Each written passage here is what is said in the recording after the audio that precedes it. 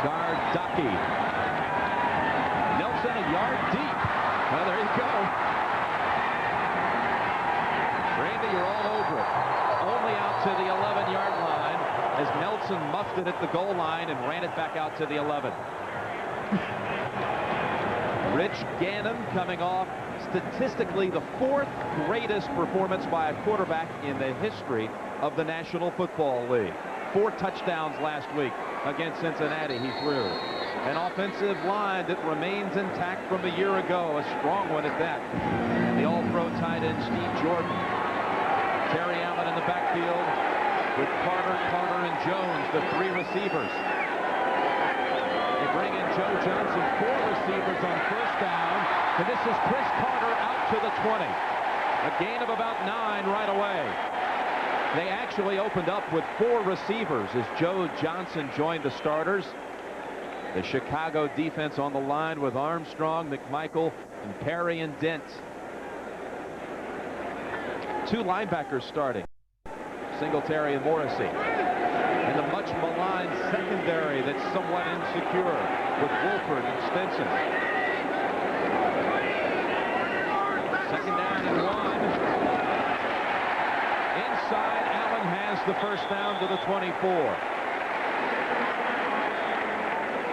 Minnesota gives you that look with either Anthony Carter or Chris Carter coming around on a quick reverse. Gets the defense on their heels a little bit there, and Allen just blasted up the middle behind Loudermilk and Habib. Terry Allen is 3rd in the NFC in rushing, trailing only Emmitt Smith and Ricky Waters. 300 yards he has in 4 games. On first down, Gannon. Again, it's Carter. 2 receptions for the man who caught 11 balls last week, including 2 for scores. Chris Carter's a guy that really what he does best is he sort of goes where they ain't. He's going to run right into coverage. Watch this. Singletary bumps him, but after the bump, he goes away from the defender, and when he goes away from the defender, Gannon hits him in the right in the chest. 11 catches last week. Big game. His best game in the NFL, now in his 6th year from Ohio State. On 2nd and 6, Allen gets away from the pile and gets near the first down. Ridden down by Trace Armstrong. He just bounced right off the line of scrimmage and away from Dent and Morrissey and picked up about 5. Well, teams don't make their living inside of the Chicago Bears with McMichael, Singletary, and especially now William Perry that he's lost the weight and is down.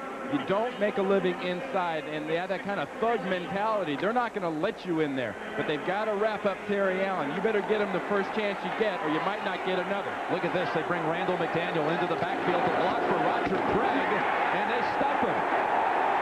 Roger Craig for no gain. Great job of penetration by Richard Dent. Richard Dent comes right underneath. Watch Dent, left of your screen. Right underneath Zimmerman. Gets into McDaniel's face. Dent stripped the blocking. That's what made that play. Enabled Dante Jones and the rest of the defense to make that stick. Quite a stick by Jones. So 3rd and 1, the Vikings fail to pick up a yard, and they bring in Harry Newsom, who had a punt blocked last week. Set up the Bengals' only touchdown. Tom Waddle back to receive the punt.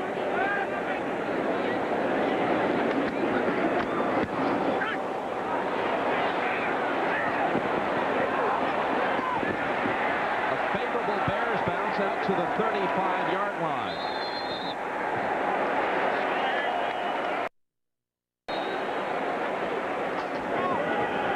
So the Bears will have it from their own 36 when we come back. Silver summer, silver time, silver line, girl in the silver suit, look so fine, look so fine. Silver bottom, silver top, silver fish, silver wish, come from here, right from here. Ooh, and it tastes so good. Cool light is alright here now. Cool light is alright here now. Dr. Ponce. Now let's get those tonsils out. Dr. Ponce. I like the colors.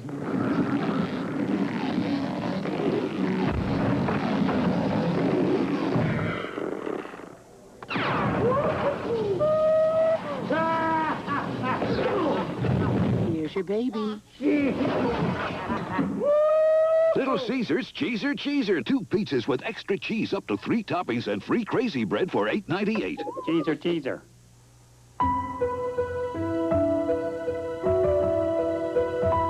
To those who still believe that only expensive luxury cars should offer standard anti-lock brakes, a driver's side airbag, and sophisticated engine technology,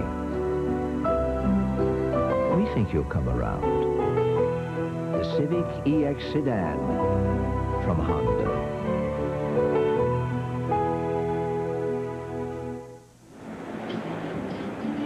First look at the Chicago offense that posted 40-plus points for the first time in 3 years in the victory over Atlanta last week, led by Jim Harbaugh. He had good numbers last week, Randy, but today he'll go against Chris Dolman in the Vikings defense. Troy Ozzie, that rookie left tackle out of Cal Berkeley, will be tested. He'll get a lot of help, and he'll have him one-on-one a lot. On their own 36, the Bears, first play from scrimmage.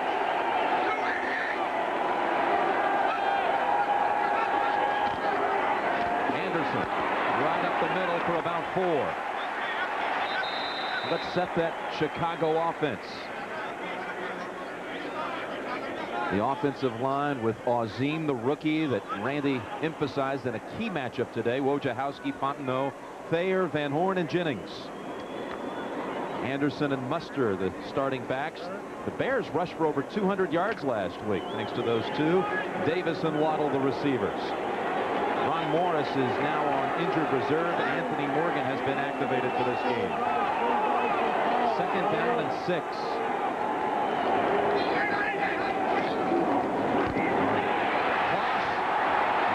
Breaks away for about 2.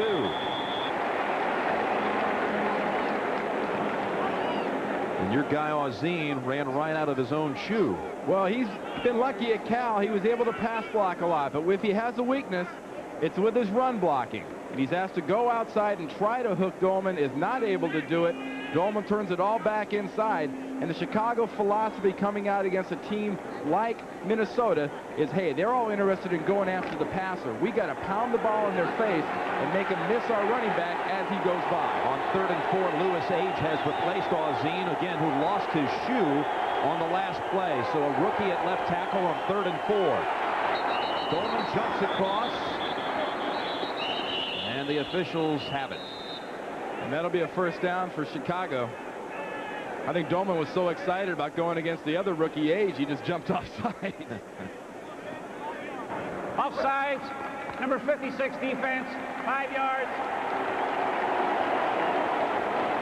Talk about a little anticipation right here. Let me go. I got him. Oh, man, I went early. Missed by about what? Just about 5 yards. Yeah, 5 yards, 2 or 3 seconds. Exactly.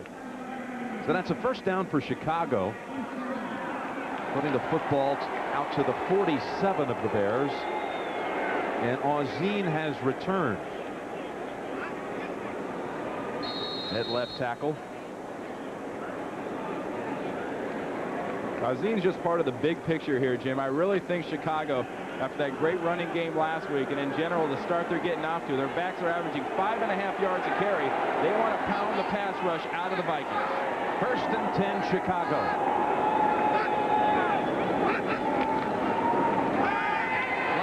Harbaugh gets out of the pocket and into Minnesota territory. First down, Chicago at the 40. Ran away from Carlos Jenkins, who then tripped him at the 40. Well, you saw Terry Bradshaw on the NFL Today talk about Steve Young and Randall Cunningham running because when they get man, it opens up all sorts of territory. Harbaugh got man, opened up the whole right side of the defense right there for him. A great job of reading that coverage. And here's the rookie. See how he's doing. One-on-one. Round 1 to the young fella.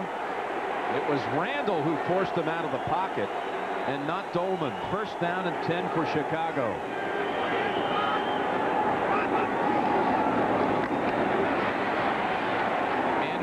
again straight ahead and about 3, maybe 4.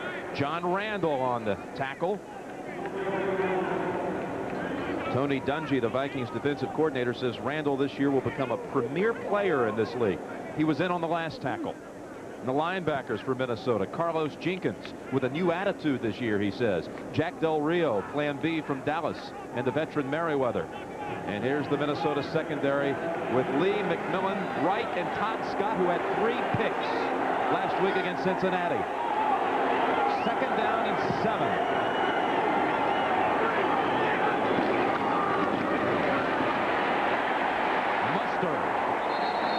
Inside of the 35, it'll be 3rd and short, 3rd and about 3. Al Noga hit him first.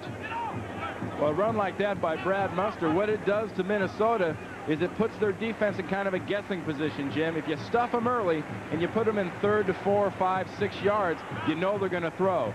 Now with 3rd and about 2.5, maybe 3 yards, Chicago's whole playbook is opened up. They can run or pass. They've taken Muster out, and they've brought in Dennis Gentry along with Anthony Morgan. So 4 receivers for Chicago, and the Vikings counter with 6 defensive backs.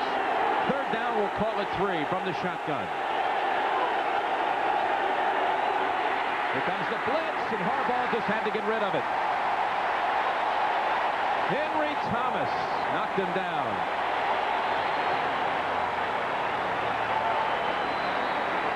Well, if there's such a thing, this is a lucky throwaway. They're trying to pick up the blitz. Slight matter of not picking up the nose guard. And when Harbaugh threw that away, he nearly threw that into the arms of Andre McMillan. I believe they've discussed going for it on 4th and 3, but instead a long-range field goal for Kevin Butler, trying to become the Bears' all-time scorer. He's tied right now with Walter Payton with 750 points. Indoors, this is well within Butler's range. 51 yards. And Butler has the all-time scoring mark at Chicago.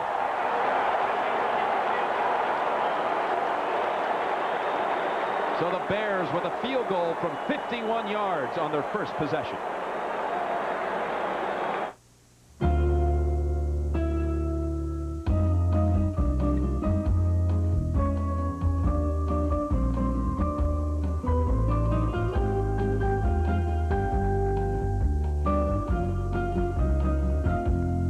This is the new Civic Coupe from Honda. Maybe you'd like to take a second look.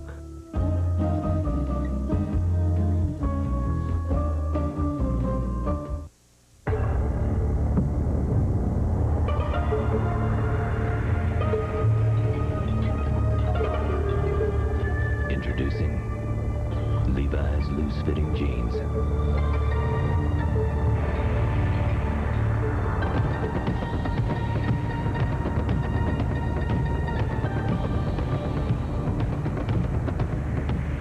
A loose interpretation of the original.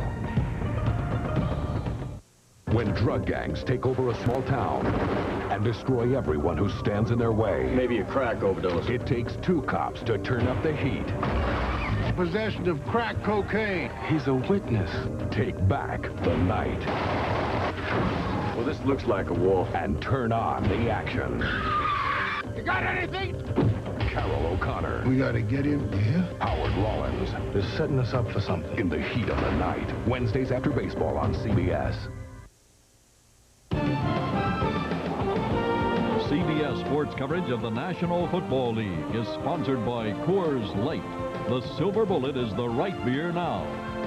And by American Honda, who has been making quality cars in America for the past 10 years.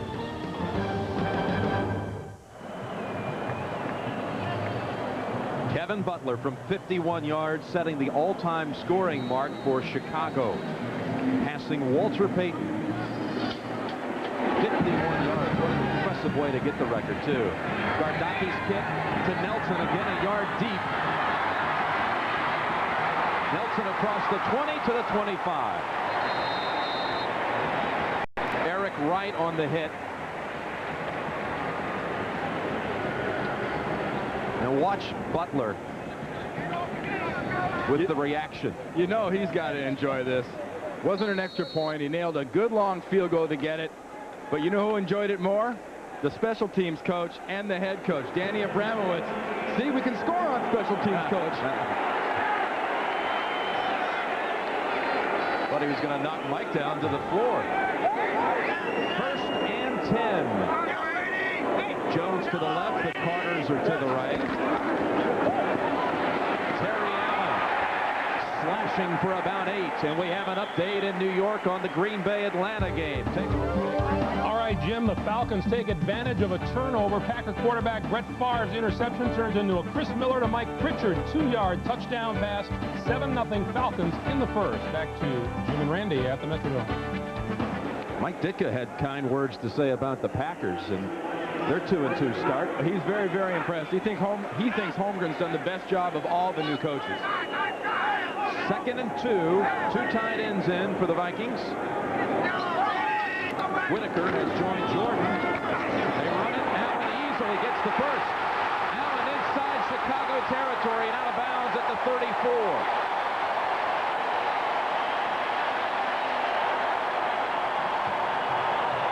Well, we mentioned if you make a living running against the Bears, it's not going to be inside. You might start inside, but you bounce outside. Here's the pit look. Look at him. It starts outside, a slash up the middle. Good job. A block on Morrissey there. And right now, Allen is just running and running. And this offensive line is getting some good body on the defensive line of Chicago. No penetration for the Bears. That's a 30-yard run for Allen. Averaging over 5 yards a carry now on the season. Roll out on 1st down. Gannon goes for it. Oh, man open. Can't hold on to it. Joe Johnson.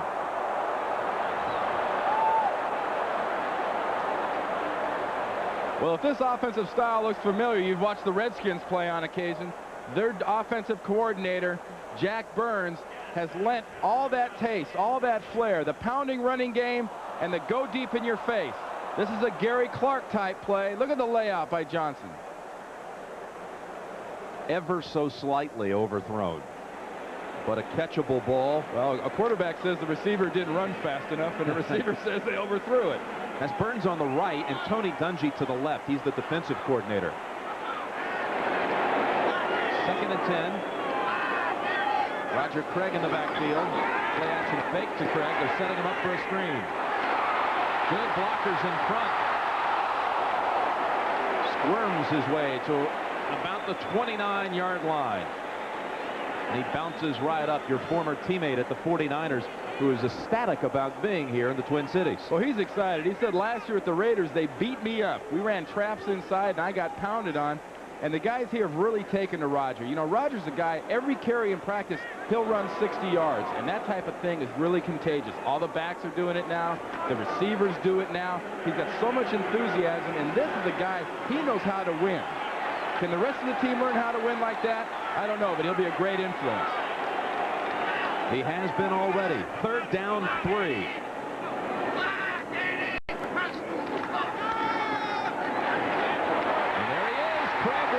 First down at about the 20-yard line. Morrissey knocked him out. That enthusiasm you spoke of, Burns called it, Jack Burns called it, a freshman-like enthusiasm he's brought to us. Watch Richard Dent. Oh, right in between your hands, Richard. He could have had that one. Roger Craig just once again getting tripped up by the foot. You know, Roger's a high knees, high repetition type runner. He gets those feet moving fast. Stays in the backfield on 1st and 10. Jordan lined up in the backfield. There's a blocker, and Craig for about 3. Hit by Roper. Yeah, one thing Roger Craig has brought to this offense, it enables Jack Burns, the offensive coordinator, to use this offense much like he did with the Redskins, and that he's got a couple running backs to throw at you. He's throwing Terry Allen at you. Allen's breaking big runs. They're dumping passes to Allen. You bring Craig in. Don't forget Darren Nelson. He's there too. They've got quite a stable. And they're on the move inside the 20. 2nd down and 8. Jordan again lines up in the backfield, now shifts over on a wing, leaving Craig alone.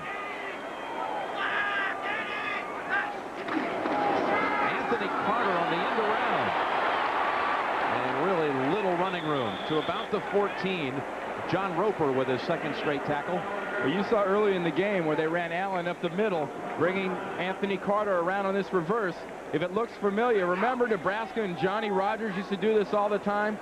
Suddenly now Roger Craig's a fullback and Anthony Carter is a halfback. It's a great dimension, and plays like that, especially run early, are run to keep defenses off the balls of their feet and put them on the heels of their feet and make them start paying attention to the motion and the formations. 3rd and 5 from the 15. Jones and Carter to the left. Craig in the backfield with 2 tight ends. Gannon on the rollout. Jones has it inside the 10 for the first down. Hassan Jones. And Gannon did something kind of unusual there. Most teams play the Bears. They roll away from Richard Dent. Watch Gannon roll here. He's rolling into Richard Dent. They're double teaming Dent with Zimmerman and Jordan. Nice passing lane. Nice job of throwing the ball on the run. Hassan Jones. 7th year from Florida State. Gannon on the mark early. 5 out of 6 and 1st and goal from here. They fake the end round. Out of bounds at the 5. And that running is a factor that Gannon brings to this offense. When he was originally at New England, they tried to talk him into returning kicks and being a back out of the backfield. He would have none of that, and they had to trade him here to Minnesota. Dennis Green told us that Gannon's strengths are his mobility and his leadership. And I think the leadership is really just evolving right now this year. It really is. His personality is just now settling into the point where that he is the starter. Now let's look for something right here, Jim. The corners of Chicago are not very tall. The receivers of Minnesota, Chris Carter and Anthony Carter, Hassan Jones, think they have a real advantage working against the smaller defensive backs, especially down by the end zone. 2nd and goal from the 5. Roger Craig easily will score the touchdown to put the Vikings in front. But there is a flag down. Considering where it came from, it could have been on a tight end. That's usually the penalty when a flag comes from that direction. That side was just too cleared out not to be holding. Well, I see one guy protesting a lot. That's Steve Jordan. That usually tells me we got a guilty party.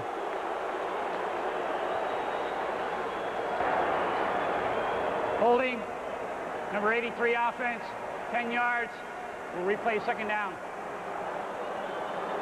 Well, there's Steve Jordan. That's just the mistake a young team cannot make. Jordan, 83 as a tight end. Look at that. Got the right wing. He was blocking on Trace Armstrong. It wasn't a long hold. It wasn't a good hold, but it was a hold. And it's 2nd and goal now from the 15.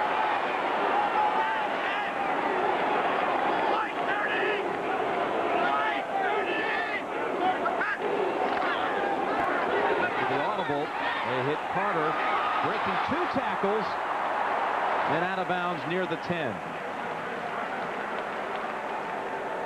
Broke away from Richard Fain and Donnell Wolford.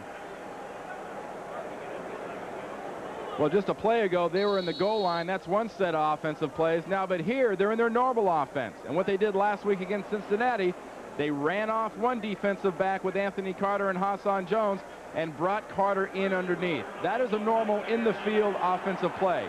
They're at the 11. They can still run a normal play here. They don't have to feel constrained. 11th play of the drive, 3rd and goal from the 11 with 4 receivers. Gannon picked off at the goal line by Wolford. Oh, and if there's ever a player who needed one at this time, it's this man. Another flag on the field. Wolford's confidence had been sagging in recent weeks. Well, he made a gamble last week and dived for a ball working against Andre Rison. Tipped it, but the ball went straight up in the air, and it was a long touchdown for Rison. Lemuel Stinson said he's a guy you can't bruise his confidence. You got to think he's doing great. personal foul penalty against Chicago. And obviously after the interception on the return. Personal foul, unnecessary roughness, number 95. Half the distance to the goal, first down, Chicago. Timeout. Referee Tom White telling us Richard Dent committed the violation, but the Bears save the touchdown and have the football.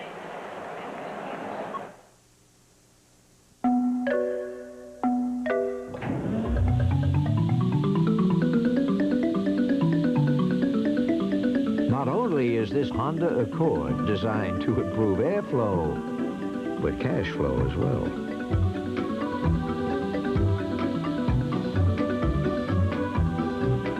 Introducing the Accord Lease Program. See your nearest dealer for details.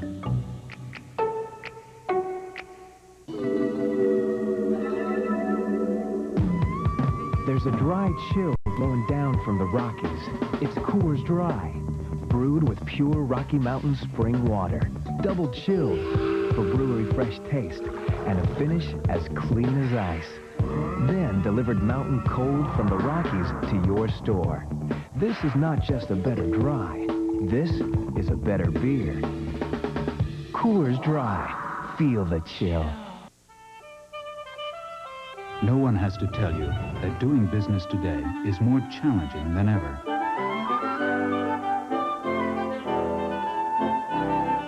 But all over the world, one company is helping you meet those challenges head on, no matter what it takes.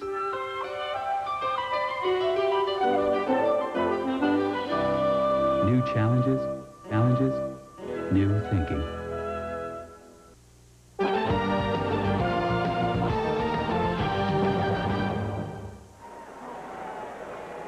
You know, your first instinct is to say, hey, Gannon shouldn't throw this pass, but it's not a bad job of suckering Gannon in by Wolford, playing the nickel position, sort of the, well, ignore me, I'm not really here. He tries to throw it over him.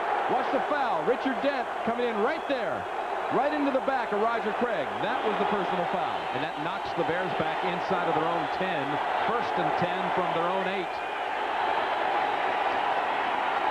Neil Anderson trying to get outside and diving out of bounds near the 13-yard line.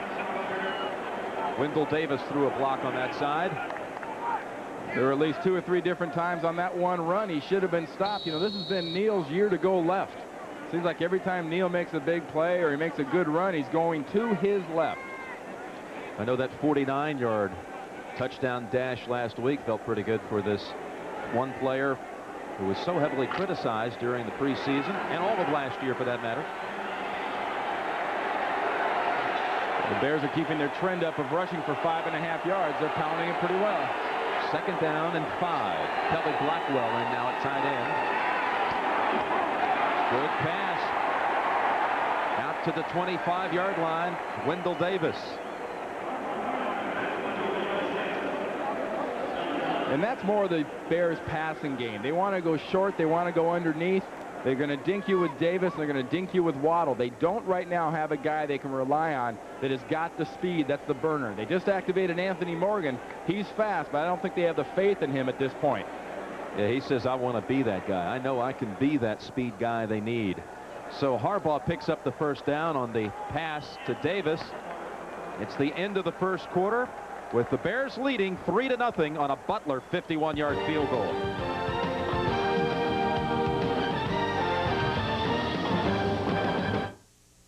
When you don't have to send your package overnight, you can save yourself a bundle. What a difference a day makes. 2-day priority mail service 24 little hours. from your post office.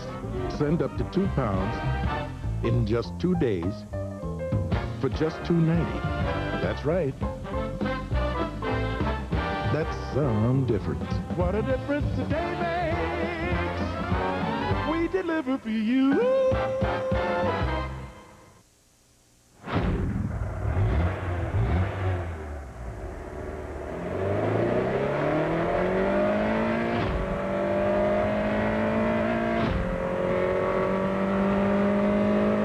Introducing the 190 horsepower Prelude VTEC. It's very quick, no matter how you look at it. Castrol GTX is the only leading motor oil that meets the world's toughest requirements for viscosity breakdown in every grade. This is the only way to get that kind of performance from any other leading brand. Castrol GTX, engineered for today's smaller cars. Time to think about life insurance? Let your Allstate agent work it out on paper. Everything from mortgage protection to a plan for a breezy retirement. Let your Allstate agent be your agent for life. You're in good hands with Allstate. This is your cost of health care wake-up call. Can you afford to get sick? Real answers to save you real dollars in a special Money Crunch series tomorrow on the CBS Evening News. Who isn't ready for the rematch in the National League Championship Series? It starts Tuesday night. Drabeck against Smoltz. The Pirates and the Braves. Nothing short of spectacular. Their championship series a year ago. Starts Tuesday night here on CBS. First down, Bears to start the second quarter. On the pitch, Anderson, big loss. Back to the 20. Jack Del Rio came up to make the play. Well, early this game is kind of going down to the old Central Division. Let's play field position. And it's key for Minnesota to back up Chicago here and let this crowd get in the game. The crowd can become a factor right now, backed up towards your end zone. So loss of 4. Del Rio slipped through the cracks, you might say, from the Cowboys' Plan B plans during the offseason. They never thought he would leave. Well, I think Jack was looking for a club he knew he could play middle linebacker for. Very limited number of clubs, but this is a perfect fit for Del Rio. 2nd and 14.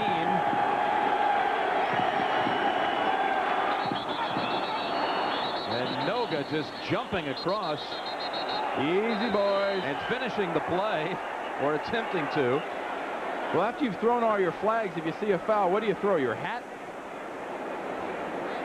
That would probably be next. After that, I don't know. Well, they got hats, they got flags, they got bean bags. The ref's got his power pack on his belt.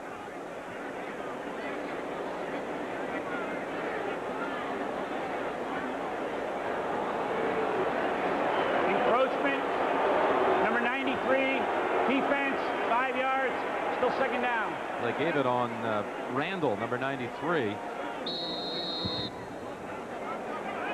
So it'll be 2nd and 9.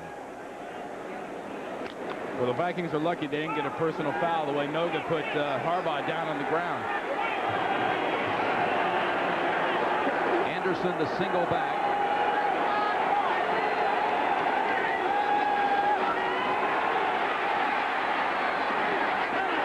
Anderson made the catch and fumbled out of bounds. So they'll spot it at the 26. Back to New York for an NFL update. All right, Jim, in Atlanta, the Falcons are on the board again. Chris Miller, his second TD pass of the game. This one 10 yards to Andre Rison. And the first quarter just coming to an end at the Georgia Dome. The Falcons lead the Packers 14-0, Jim. I think the Bears saw that dance a few times, that strut a few times last week when Rison scored 3 touchdowns on them.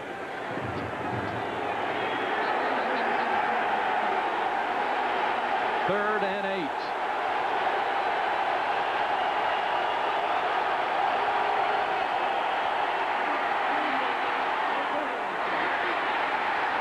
Underneath the coverage and short of the first down. That was Dennis Gentry with the catch.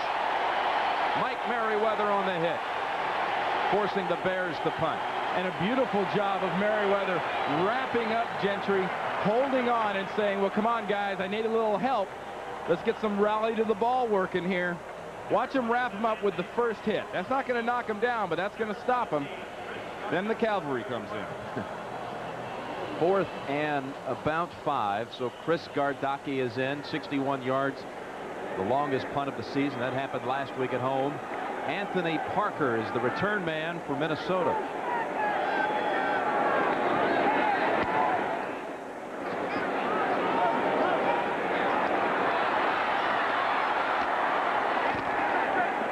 To the 35. That was a 56-yard punt. Make that 46 yards.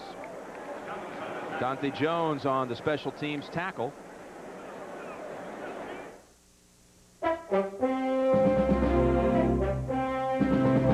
Only Delta gives you more flights from over here to over there. Only Delta flies you non-stop to more cities from over here to over there. In fact, only Delta flies you non-stop to more cities in Europe than all these airlines combined. Delta, we love to fly, and it shows the world over.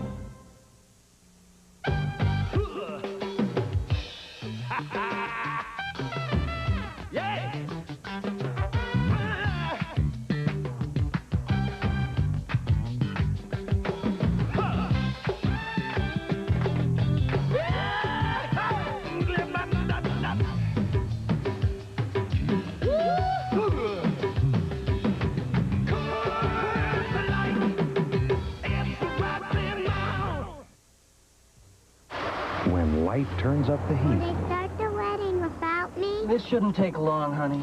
Nothing protects you like Degree antiperspirant. It's body heat activated to release extra protection. Degree, your body heat turns it on.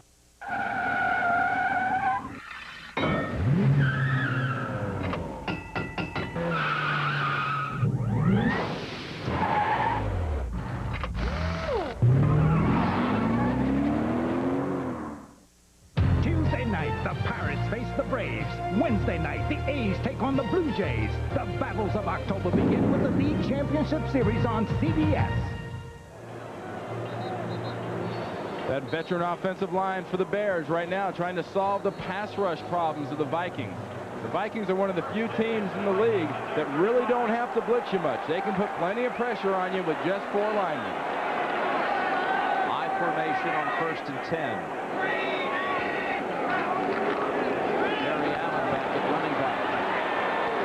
Cutting for about 3. Steve McMichael hit him first. Well, on this first play, Trace Armstrong, the normal left defensive end, is not in the game. He's being replaced by Alonzo Spellman, number 90, working against the big veteran, Tim Irwin. Look at that. Irwin gets him moving. Gets a little dink and a chip on his shoulder by Jordan. It's moved off the ball. I think you got to play a little bit lower, Alonzo. You're not rushing the passer. You're trying to stop the run. 2nd down and 7.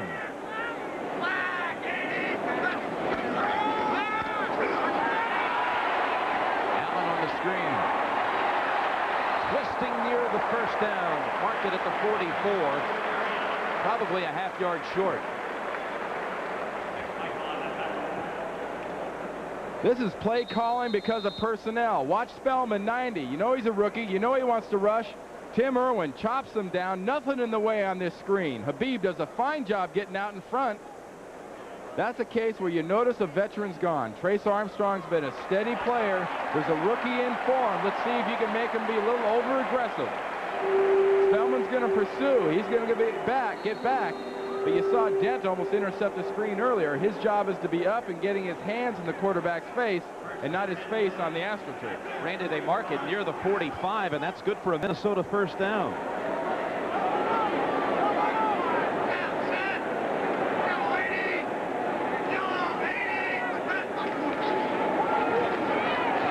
Allen again to the 49, and he fumbled.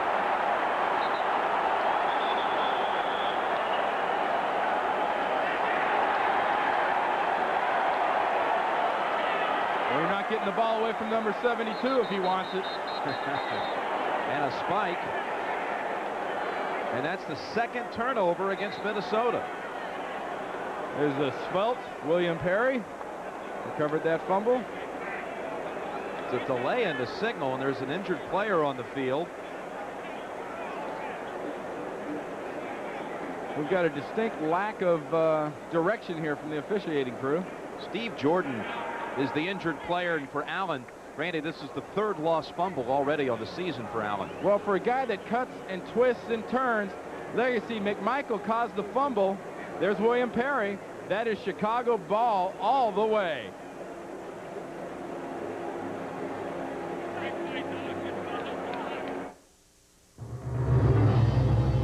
In Frederick Miller's day, the brewery made a special beer and held it in reserve for special occasions. It's an idea whose time has come again. Introducing Miller Reserve, an all-barley draft brewed in the classic tradition. Reserve and Reserve Light. Taste what barley does for beer.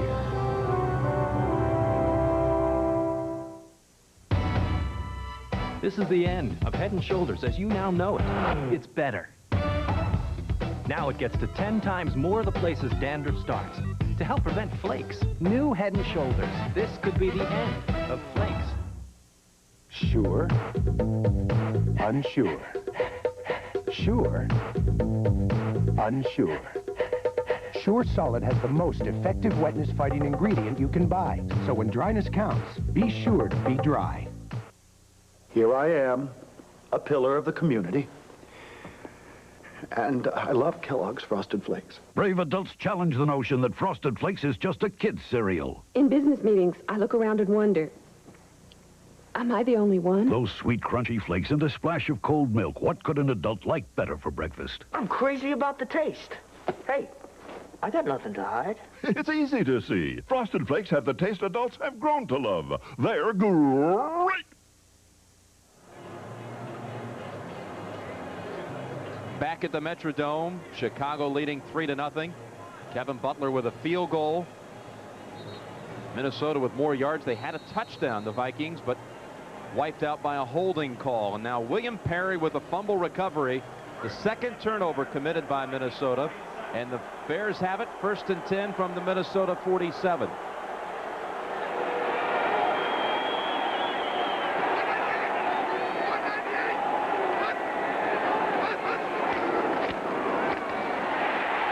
Dolman rides down the runner. Neil Anderson. Maybe a yard. Good quick underneath move by Dolman there. Cleanly beat Zimmerman. Got in there for that play. You know, what I've seen so far, and I think what you have to notice in this game is Minnesota is not attacking right now offensively or defensively. They're starting to back off just a little bit. They're getting a little intimidated by these last 2 turnovers. There's Dolman. Nice play. I mean, this is the guy, though, he's an all-around player. He's not just the guy that rushes the passer. This is the guy that plays the run very effectively. In fact, you're better off going at him than away because he can pursue. Anderson now splits out as a receiver to the top of your screen on 2nd and 9.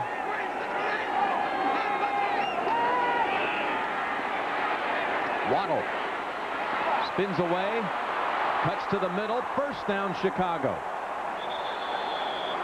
Broke away from Carl Lee, faked him out. Then Vincey Glenn made the hit at the 36.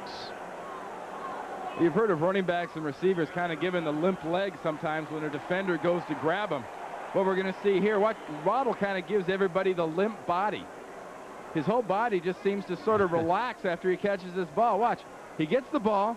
Lee wants to tackle him. He kind of relaxes, then goes. Then we want to ease and slide into one spot. Let's go to where they're not. Ease and slide. Okay, time to go down. And all of that maneuvering picked up the 1st down for the Bears. They've run on 6 straight 1st downs. Now they break the trail. Harbaugh got it away in time. No sack. The Vikings won in the grasp. Well, last year, that was in the grasp. Now this year, remember, we're talking grasp and control. Harbaugh still had his functions about him, was still able to get it away. Now let's take a look at it. Remember, it's no longer in the grasp. That doesn't count. It's got to be grasp and control. Got the grasp? I think we got the control working there too, but you know, what we think really doesn't matter. So instead of Randall getting the sack, it goes as an incompletion. 2nd and 10, Chicago from the 36 of the Vikings. I think Denny thinks it's grasp and control.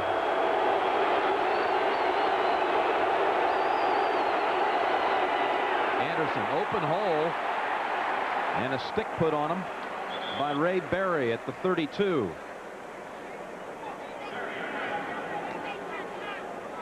Now here's the part of the situation on the field. You're looking at a 3rd and let's call it 4.5, right in that area, 4.5 to 5, where Chicago has got to throw the ball. If they do anything that looks kind of like a run, maybe a draw, but I got to look them putting the ball in the middle to Waddle or Jones right here. We wouldn't be seeing 13-wing jet, would we? That's the most famous play in Chicago. They got 4 wide, so they're not going to a tight end. That's the Harbaugh to Waddle routine that has paid off more than once. And here they run it. Anderson has the first for the 24. Wojciechowski helped free him. Nice block. And the Bears showing a little of the old split them and hit them. Got that line lined up. Got 4 wide receivers out wide. Taking a page out of the Barry Sanders Detroit book. Get that defense spread out and then just run something nice and quick. That was what you might call a sprint draw, because it was a draw, but Anderson was going from the second that ball was snapped. 7-yard run for the first down. The report on Steve Jordan has just come up. He has a sprained knee. We're not sure whether he'll return or not. A sprained left knee. First down, Chicago. Play action, Harbaugh. Across the middle, intended for Jennings at the 5.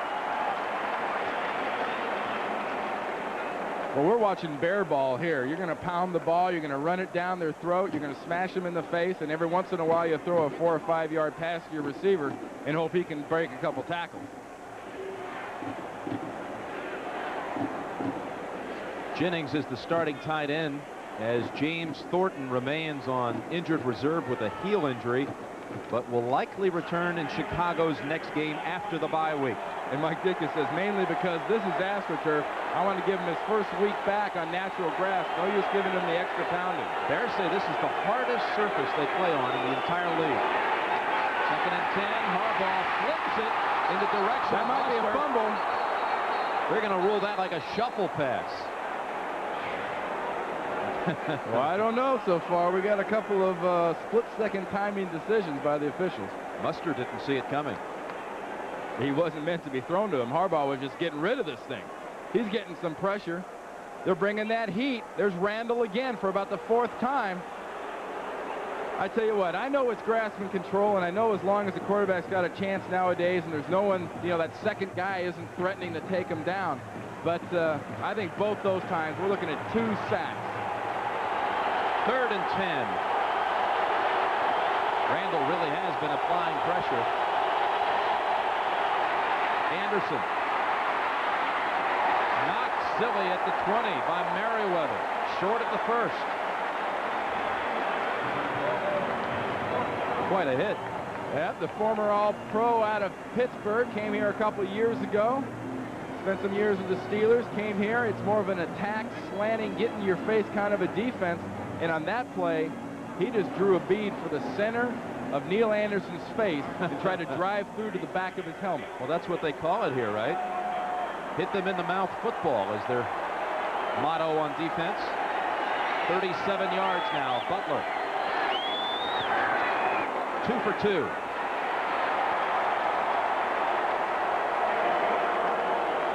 Kevin Butler. From 50 and from 37 yards. Rust. What it can do to the outside of your car, weak, neglected antifreeze can do to the inside. You need the tough anti-corrosion formula of Prestone. Use fresh Prestone every year to give your radiator and cooling system heavy-duty rust and corrosion protection. No matter what happens to the outside, Prestone protects the inside. Prestone stops the rust that stops your car. If your ordinary drill could be a Black & Decker limited edition, it would have 30% more power and a keyless chuck for easy bit changes. Then you'd have no ordinary drill. You'd have a Black & Decker limited edition. A Department of Energy study reveals that most American homes don't have enough insulation. And that means you. To find out what's right for your home, call Owens Corning at 1-800-GET-PINK. Work your Chevy truck to the bone, and what does it get you? Stood there boldly, sweating in the sun. Felt like a million, felt like #1. like a rock. It gets you the best resale value of any full-size truck in the business. The best. Like a rock. Chevrolet, the most dependable, longest-lasting trucks on the road.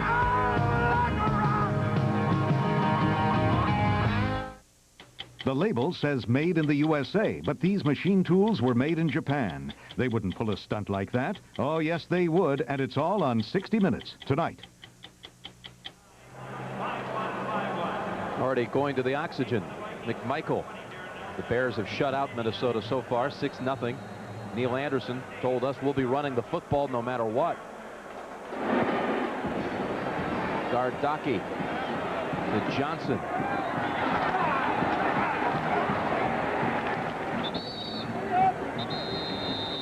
Markham down at the 23. And another official timeout on the field.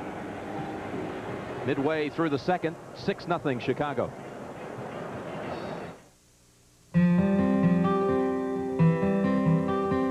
In 1993, you'll have over 500 new car models to choose from. And you can be pretty sure that most of them will cost more than they did last year. But this one won't. The Lumina Euro Sedan from Chevrolet. You'll find the features you're looking for, but you won't find a higher number on the sticker. This year's Lumina, last year's prices. Pretty ingenious, huh? What else would you expect from the heartbeat of America?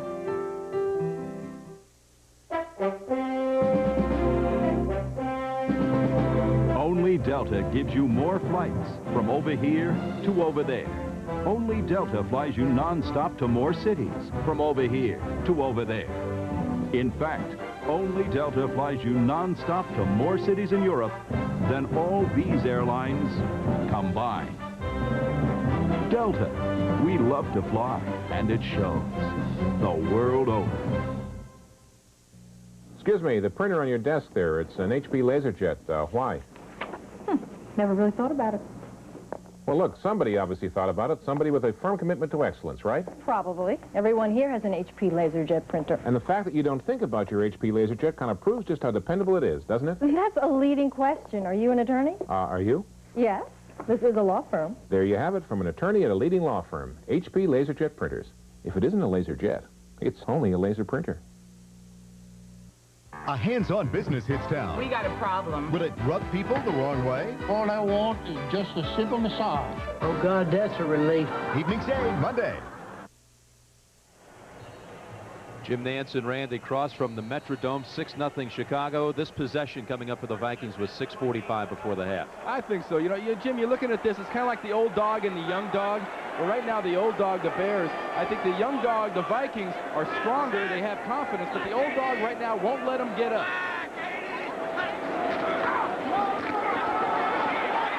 Allen, who fumbled on his last carry, this time to the 29. You know, this is follow up what I said earlier. You know, Minnesota's in a situation now. They're trying to convince everybody on this team that we should be divisional champs. We don't want to back in as a wild card. We want to win this division. But, you know, the old guys on the other side in the white and black right here, they assume every game they go into, I think, they still have the pride that if they're playing in the Central Division, they're going to win the game. An injury to the official. Ditka was telling us, though, how critical it is to win this game and not let the Vikings get all this confidence and just run away from them. Actually, he says you can't let them get too confident. You got to kind of slap them down and knock them back in their place. And you can tell that's the attitude of a coach. That's an attitude of a team that has been on top for a long time. I know what that's like. When I was early in my career, the LA Rams used to spank the 49ers on a constant basis. They just schooled us all the time. It took us a year, 2 years, a couple of good solid wins to get over that dominance. Ditka was afraid of victory today by Minnesota, and they would really take off, as Sammy put it. 2nd down and 5. Wide open was Jones. Well-executed play until the pass. When little things like that go wrong is when you've got to try to keep your confidence up, because you got Hassan Jones in. He's in on the right-hand side of the screen here. Your first hint is, why is he trying the pass block? That should tell you maybe he's a receiver. Look at the territory out in front of him. Look what he had to work with. That would have been a good 5 to 6, 7, 8 yard game. By the way, the official, Ed Fippick, stays in the game with the sore knee. And here's Anthony Carter across the 35. That's a first down. And a record extension for Anthony Carter at Minnesota. 100 straight games he has caught a pass, becoming the 8th player in league history to accomplish a 100-game streak. And to Anthony Carter's credit, he hasn't so much been the featured guy this year in this offense. Very little griping, very little sniping out of Carter. He realizes when defenses start showing this offense the right look, his time will come. 1st and 10. Novoselsky in at tight end. Throws the block for Allen, who scoots to the 40. Maybe 5 yards on that. Well, if you haven't watched football on TV for about the last 10 years and you just tuned this in, you could guess blind that this is an NFC Central game right now. You got the Vikings saying, we're going to pound it at you, and you got the Bears saying, we're going to pound it at you. We got a few mistakes going on, but right now this is far from wide open razzle-dazzle offense. Did you expect Minnesota to be a little bit more open? Well, they have been in the past. I think they've been working on some trick stuff, a little reverses, things like that, and we'll see it out there. 2nd and 5, another screen. McDaniel throws a big block for Allen, who cuts to the middle and down at the 39 of Chicago. But a fumble on the back end of it.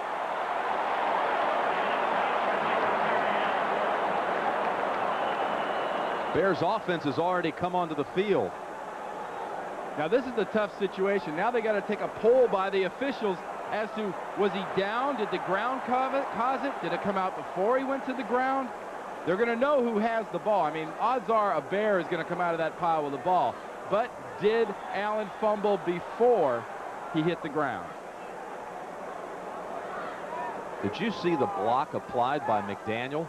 Randall McDaniel does not take much. He's probably the best athlete on this Minnesota Viking team. He's definitely the strongest. The fumble on the play, recovered by Chicago. First down. Wow, that's now the 3rd turnover committed by Minnesota. Lemuel Stinson told us we're going to get 5 turnovers from these guys. Well, he's 3 of the way there. Look at McDaniel, puts Cox down. When does the ball come out? It came out before he hit the ground. There were 3 or 4 different arms trying to swipe that ball away. Watch the ball. Right there. Ball pops out. That's Richard Dent. Richard Dent, he is the guy that almost caught a screen pass earlier. And remember, that screen pass was thrown over Richard Dent's head 30 yards down the field. That was an all-pro play out of Richard Dent. With each new day, you find a way to be your best. Gillette Sensor for the closest, safest shave ever. You know you gotta be a little better than the rest. Only Gillette Sensor has spring-mounted twin blades that sense and adjust to every detail of every face. Gillette Sensor, when you're the best, there's no feeling like it. Gillette, the best the man can get. Like a rock. If you depend on your truck to last, here's news you should never forget. Of all the Chevy trucks built in the last 10 years, over 98% are still going strong. That's more than Ford, more than Toyota, more than Nissan. Over the years, no other truck is that dependable, foreign or domestic. Only Chevrolet, the most dependable, longest-lasting trucks on the road.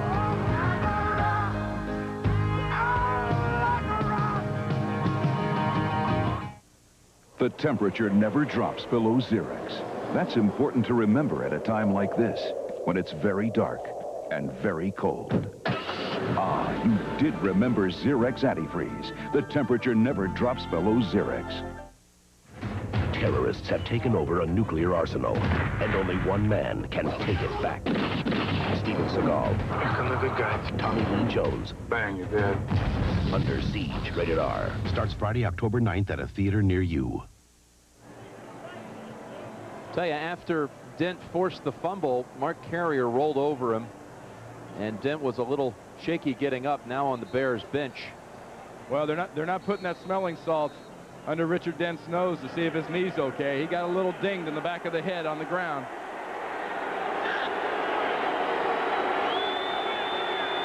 Well, Minnesota wants to hold the Bears under 3. So far they're doing it, but they're turning over the ball.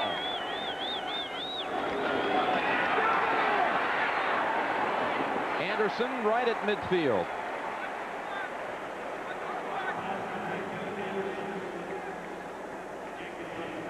A calmer quarterback this year. Jim Harbaugh during the offseason told the Bears coaches, hey, give me a little more time. Bring those plays in a little faster. Last year was very harried, and he felt very disjointed all the way through the play. Now he says, I look up and I see on down clock usually right around 20 seconds, and there you have it. And you got that advice from one of your guys off of NCAA basketball, Coach K at Duke. Coach K talking to him how to keep in control with just the facial expressions.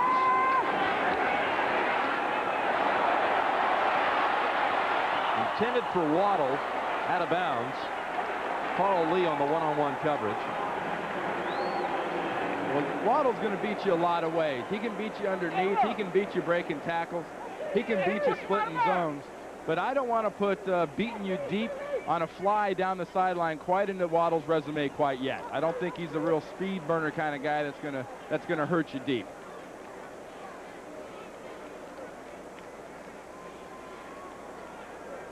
This guy's made a huge difference here in Chicago to this offense. He is a guy, much like Muster is out of the backfield, that Jimmy Harbaugh, when things go bad or he gets off a little bit throwing, he can get the ball to him. Mark Green is a receiver at the bottom of your screen. Second down and 10. And oh, do they pound him back at the 36. Chris Dolman and Henry Thomas. Dolman ran right by Troy Azine, and Harbaugh had absolutely no clue what was waiting for him from the back. A quarterback has to have the faith that his backside is covered. Well, watch Dolman. He runs right through Azine. You ever hear the term lookout block? Right then is when the rookie Azine's got to start screaming, look out! Tied with Alfred Williams of Cincinnati coming into this game with 7 sacks. The most in the league, and now is 8. The other story here on sacks is right here in the Central Division with Santana Dotson. First charge timeout. 40-second timeout. Where's Todd Scott? He told us, hey, you know, me and Carlos Jenkins, we've decided we want to get this crowd behind us. We want to get them going crazy.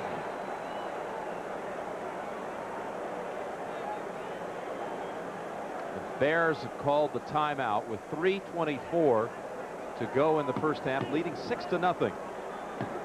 I didn't realize that you have known Jim Harbaugh, or at least known of him since back in the days when he was at Palo Alto High School, but even goes deeper back with Dennis Green. That's right. I told Jimmy Harbaugh, I said, you know, Jim, I remember when you were at Palo Alto and your dad, Jack, was the defensive coordinator, and Denny Green was a coordinator at Stanford, and he says, well, yeah, that's when I was in high school, but I said, well, you know Denny from a lot further back than that. He goes, no, not really. I said, well, how about when your dad and he were on the same staff at Iowa? And he just kind of looked at me and said, wow, well, that was real young. Yeah, we're talking 3, 4, 5 years old. Yeah, that was 72.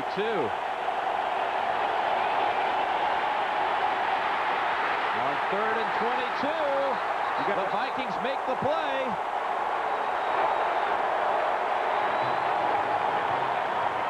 That Viking pressure, that time they added to it a little bit with a little blitz come the inside. But Randall and Dolman, watch the pressure.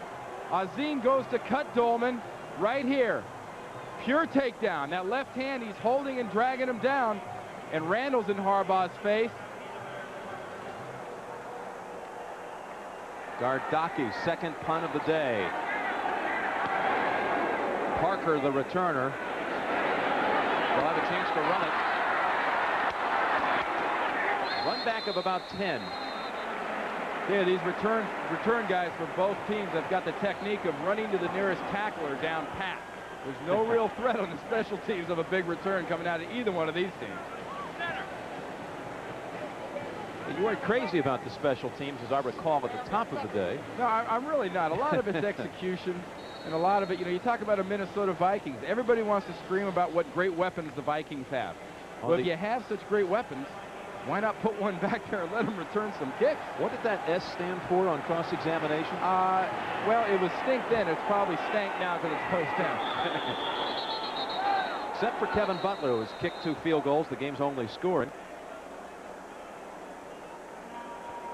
Chicago, that's their Bears second use charge their second timeout. 42nd timeout. Bears with 1. Vikings have all of their timeouts left. Tuesday night, the National League Championship Series begins at 8:30 Eastern, right here on CBS, Pittsburgh and Atlanta. And then they'll meet in Game 2 on Wednesday afternoon as we fire up the American League Championship Series. 3 of the 4 playoff teams returned from a year ago. Only the Minnesota Twins, the defending world champions, are left out of the playoffs for the 2nd straight year. I'd say I'd love to see that power in pitching out at the Oakland, with the Oakland Athletics go up against the Atlanta Brave team in a series matchup. Like those Braves. It'll be, you'd have to think they're going to come back and get the one that got away from them last year. Mark Carrier made the recovery on that last fumble of Terry Allen. Allen with his 4th fumble of the season. And it's 1st and 10. Whitaker hit by Wolford at the 32. Just received news that Keith Jackson has caught his first touchdown as a Dolphin. Well, he was right on the money. You heard him on NFL Today talking about, well, you know, I held out and I came in, missed 3 or 4 games, came in and had a couple touchdowns and had a big game. Here's a guy, not only is he very, very smart, he obviously takes enough care of himself when he's not in the game to stay in shape to play. 2nd and 6.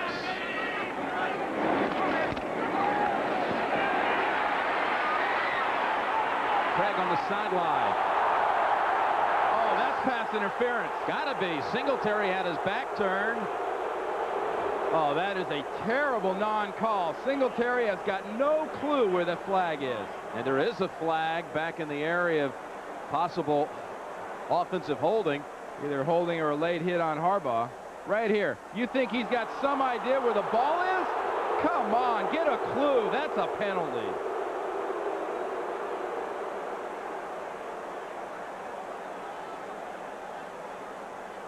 Now to add insult to injury.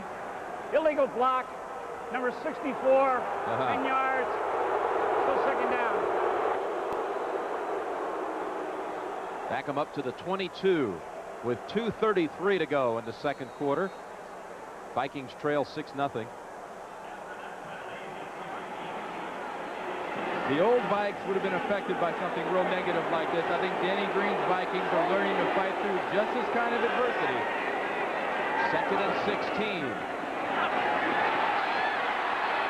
Gannon waves for some blockers in front. And out of bounds all the way up to the 34. Did a little tightrope on the near sideline. No one was more surprised on that play than Mike Singletary. He's going over to cover on the screen, and suddenly he looks up, and here comes Gannon at him. Singletary playing in his last season. Here's the matchup right here. Look at Singletary. He's going, oh, he's running. Roger Craig couldn't quite get back in time to take care of the multiple all-pro middle linebacker. Still a rush of 12 yards on the scramble by Gannon. 3rd and 4. 2:25 before the half.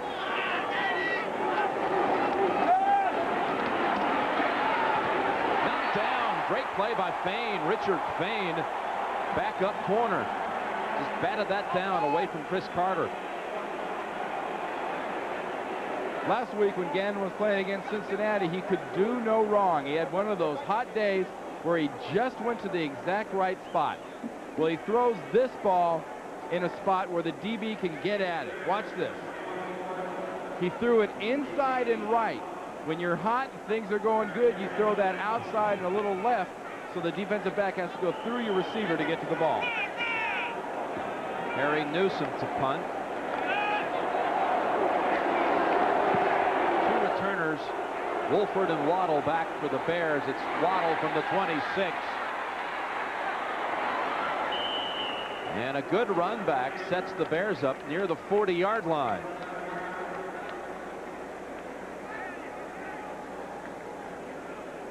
Now, Minnesota wasn't able to get anything out of that last possession of theirs. Their defense here is looking to come in and get a 3-and punt out of Chicago so they can get the ball back. Chicago, for their part, wants to stay right in their offense, just what they're doing, and that's smash it, and if the smash doesn't work, oh, well, resort to a pass.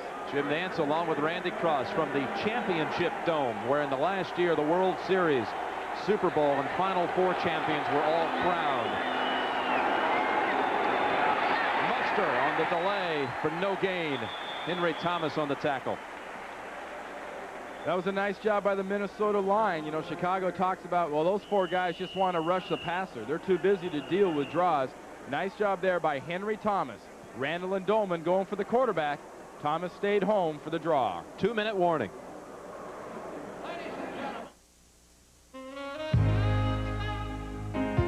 This isn't your typical car commercial. There's no beautiful scenery, no winding roads. Hey, there's not even a car. But there is news. Geo is lowering prices on the Metro Coupe, sedan, and the XFI. So now the car that gets the highest gas mileage in America also has one of the lowest prices, which is pretty beautiful, even without pictures.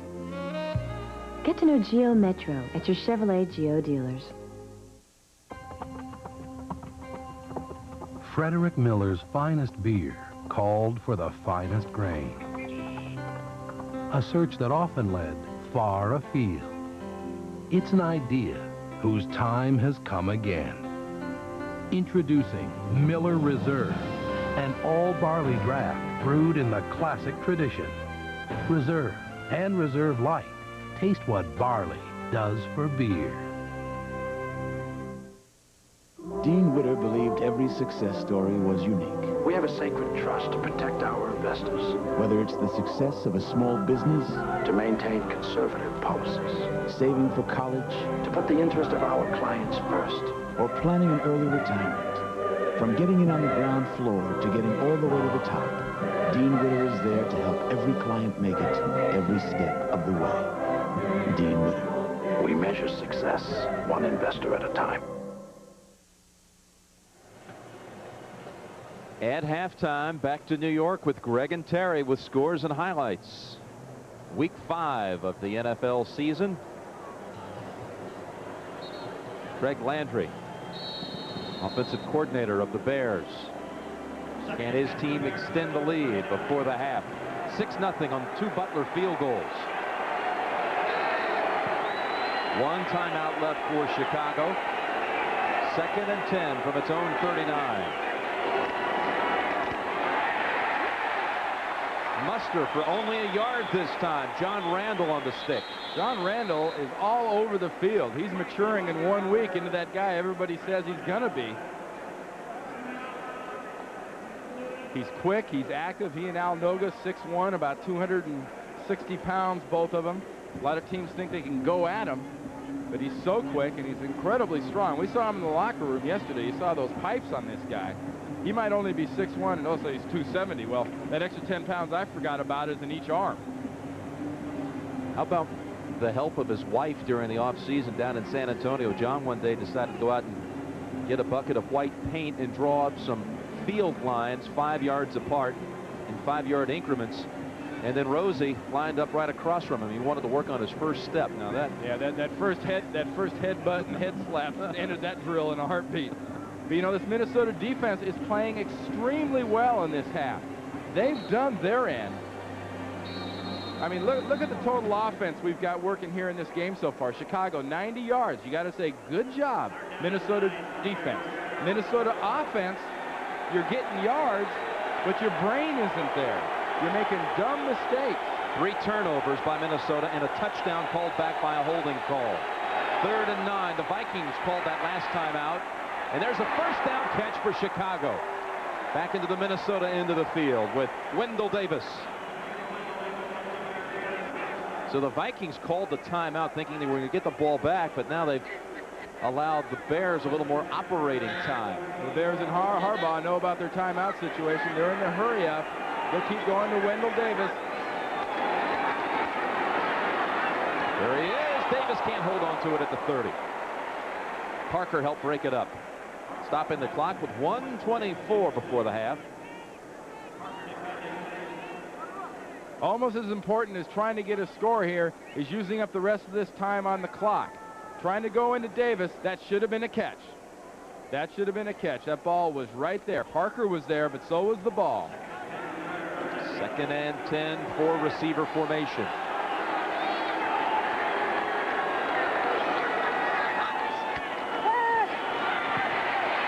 Hurried.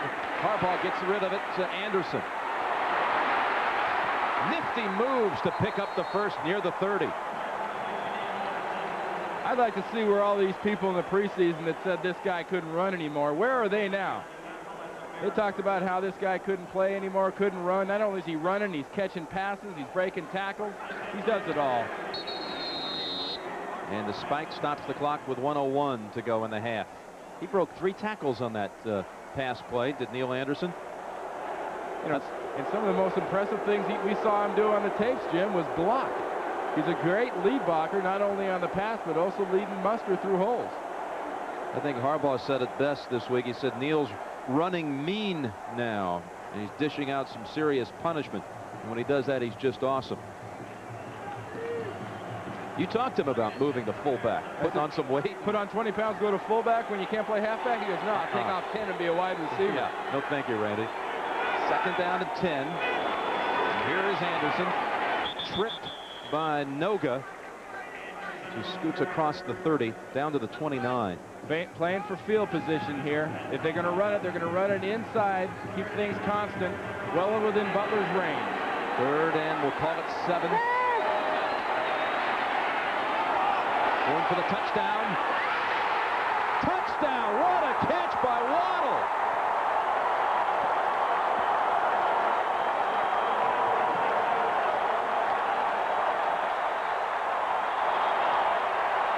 Waddle working on Carly.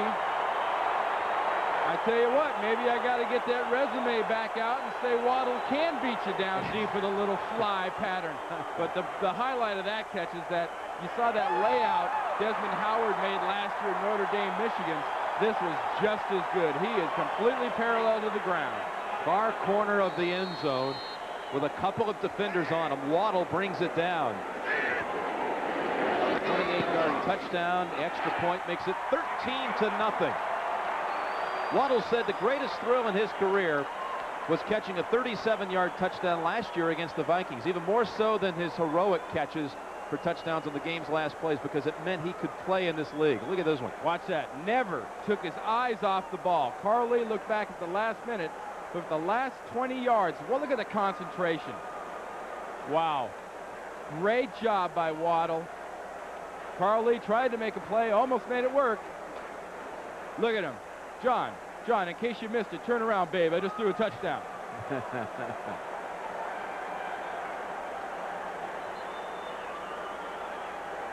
That quiets down this Metrodome crowd pretty good.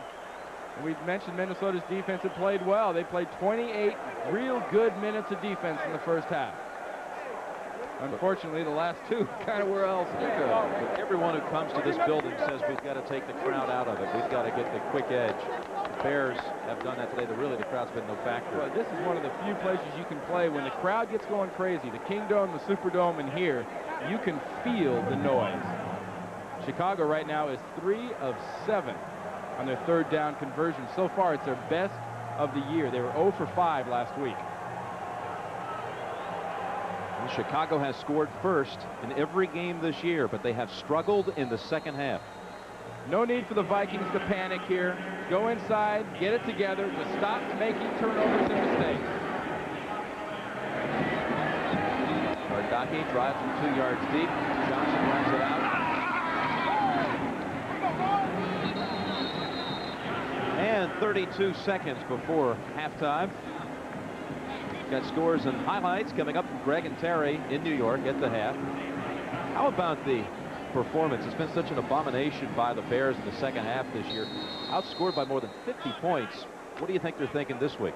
Well, I think what they got to do is they take the team in. Mike has them take all their clothes off, put the street clothes on, go outside to the buses and come in and say, okay, guys, now this is the first half. We're going to make them flip the coin for us, so this isn't really the second half.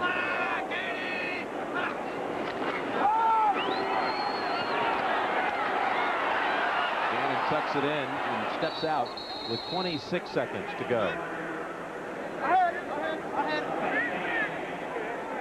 So a little brainwashing is what you recommend. It wouldn't hurt the way they played in the second half. It was pretty ugly last week, and everybody remembers that Monday night game against the Giants. I saw the Bears play at New Orleans, and it was 6-0 Chicago at the half of that game, only to see New Orleans win it 28-6. 2nd and 7, and the Vikings have 2 timeouts to go. They're about 40 yards out of Favre-Reeves' field goal range, though.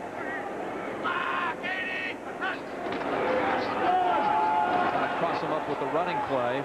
Roger Craig wrapped up by Roper. John Roper on his 27th birthday, in on about 4 tackles in this half. Now, the fans don't like that draw play at the end of the half, but you know, Denny's doing the right thing. Dennis Green has decided, let's not give an opportunity for one more thing bad to happen. Let's keep the bleeding down to 13-0 at the half, and let me get at my guys at halftime. Butler from 50 and from 37 yards, and Waddle on a 28-yard touchdown catch. So that's the end of the first half with the score: Chicago 13 and Minnesota nothing. CBS Sports coverage of the National Football League is sponsored by Miller Reserve. Taste what barley does for beer. The heartbeat of America, Chevrolet, and your local Chevy dealer. And by Dean Witter. Dean Witter measures success one investor at a time.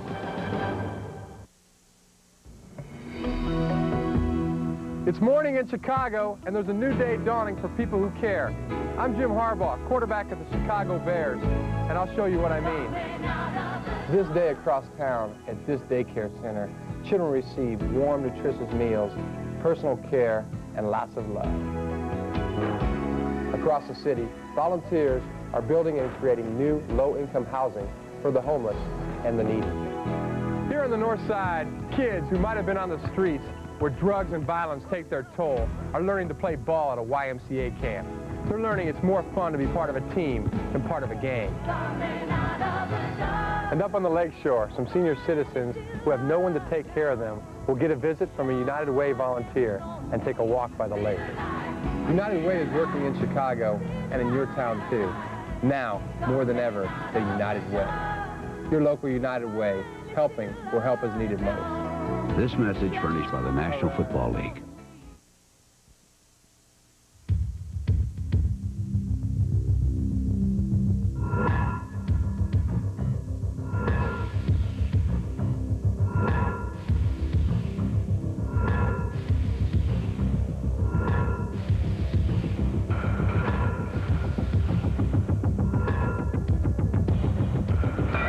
Body Smith, the ultimate lift. See the Body Smith Home Workout Center at the Fitness Source, 507 Main in Old Boise. If you're in the market for a new family car, think twice before you buy. Ford Taurus has been on Car and Driver's top 10 car list since 1986. Think about your family's comfort. Ford Taurus wagon has been the best-selling wagon in the country for 4 straight years. Think about the competition.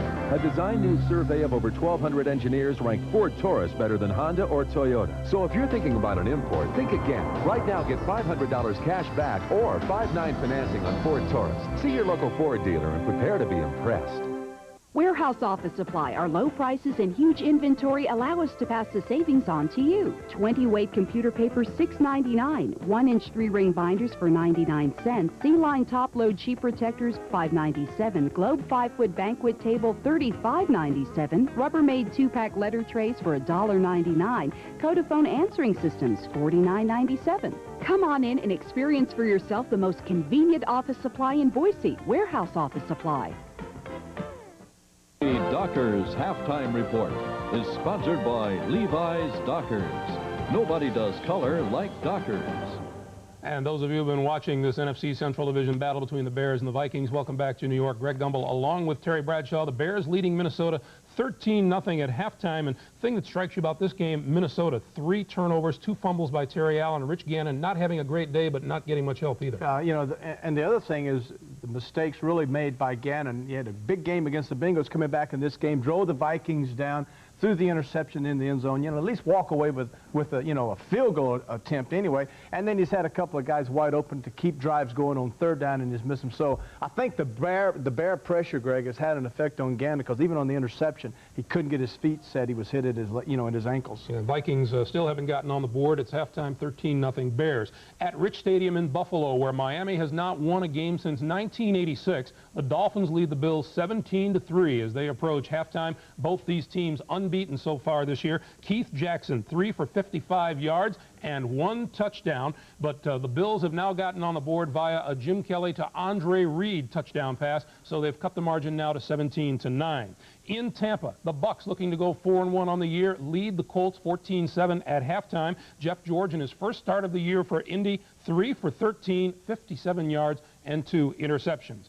In Atlanta, the Falcons, trying to snap a 3-game losing streak in the third quarter, have a 2-touchdown lead on the Green Bay Packers. Chris Miller with a 2-yard TD pass to Mike Pritchard here for the first touchdown, and then Miller coming back to Andre Rison from 10 yards out. Greg, this is a great throw. This is supposed to be a fade where the quarterback Miller lays it up, but both the receiver Rison and the quarterback recognize the quarterback running even with Rison. Therefore, the quarterback underthrows the fade route and lets the receiver adjust. Rison stop, made the catch. Brett Favre, 14 of 19 for 106 yards and an interception, but the Pack has 0 on the board. And at the Silverdome in Pontiac, the Detroit Lions at halftime are leading the New Orleans Saints by a 7-3 count. And in this game, the Terry Bradshaw fan club is on hand and cheering someone on.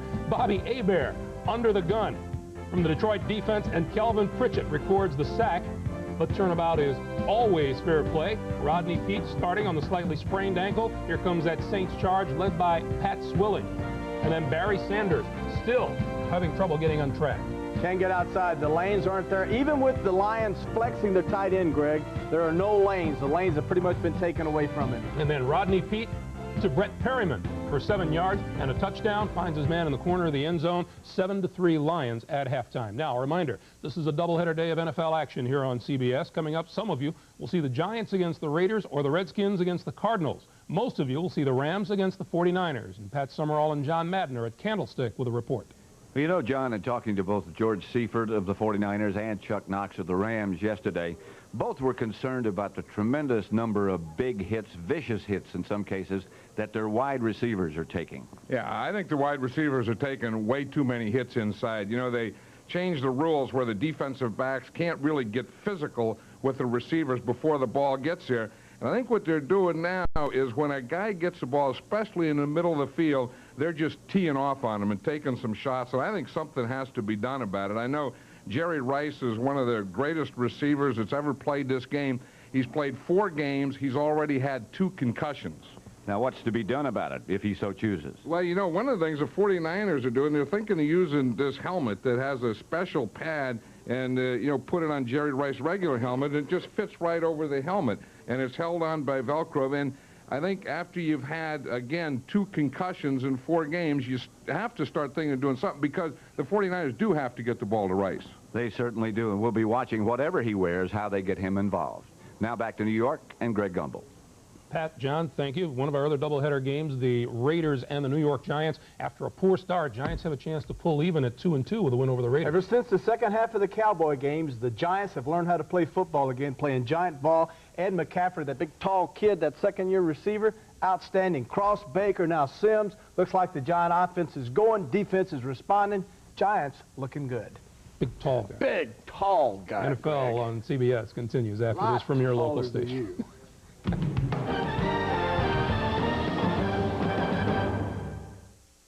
The label says made in the USA, but these machine tools were made in Japan. They wouldn't pull a stunt like that. Oh, yes, they would, and it's all on 60 Minutes tonight. It's the time of year when the sun won't set on Sicily. Just glorious light, 24 hours a day. In the land of the midnight sun, everyone is acting half-baked. It makes me feel aroused. Yeah! I love this place! Did you get hit in the head or something? Huh? Would you like to have sex with me? No. Emmy-winning Northern Exposure, Monday. This is CBS. Hunters, it's open season on savings now at all 7 Treasure Valley Big O tire stores with a complete selection of light truck, 4x4, and RV tires and all types of traction tread. Ask about the world's best tire warranty that includes full free replacement down to 2/32 of tread. Available on the ultimate 4-wheel drive tire, the Big O Bigfoot. Don't forget, Hunters, it's open season on savings at Big O Tires with 7 Treasure Valley locations. A reputation you can ride on Big O Tires. Need a sign? Need it fast? Then go no further than Sign Pro of Boise. Sign Pro at 1520 Main in Boise specializes in all kinds of vinyl lettering, signs, banners and logos, vehicle lettering, virtually anything that needs a sign. Whatever your message, let the Sign Pro professionals say it for you with a sign. And when you deal with Sign Pro, you'll get it fast, you'll get it right, and you'll get it at the lowest possible price around. So stop in today or call 342-SIGN. That's Sign Pro at 1520 Main, Boise. 342-SIGN. This weekend, it's an outrageous, hard-rockin', slam-dunkin' kind of thing at the A-Man's. Yes. With the always outrageous, always unpredictable Miss Sandra Bernhardt. Ooh, baby. Plus, the Motor City's basketball big shot, Isaiah Thomas. He's the hottest on the court. There's also Heavy Metal Zone's Slaughter, cranking out the wildlife. Hey, it's a music thing. It's a night thing. With all these folks, it's a sure thing. This weekend on The Jam. Sunday night at 11:30, only on Channel 2. KBCI-TV, Boise. Well, for the first time this year, the Vikings are shut out in the first half. 3 turnovers, and the Bears take advantage. 13-0. Back in a moment. Brown, the only color born in September. Worn, big shoulders, brown. Strong, earthy, a color with both feet on the ground.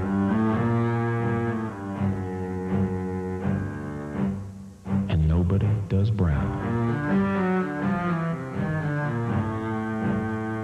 like Dockers.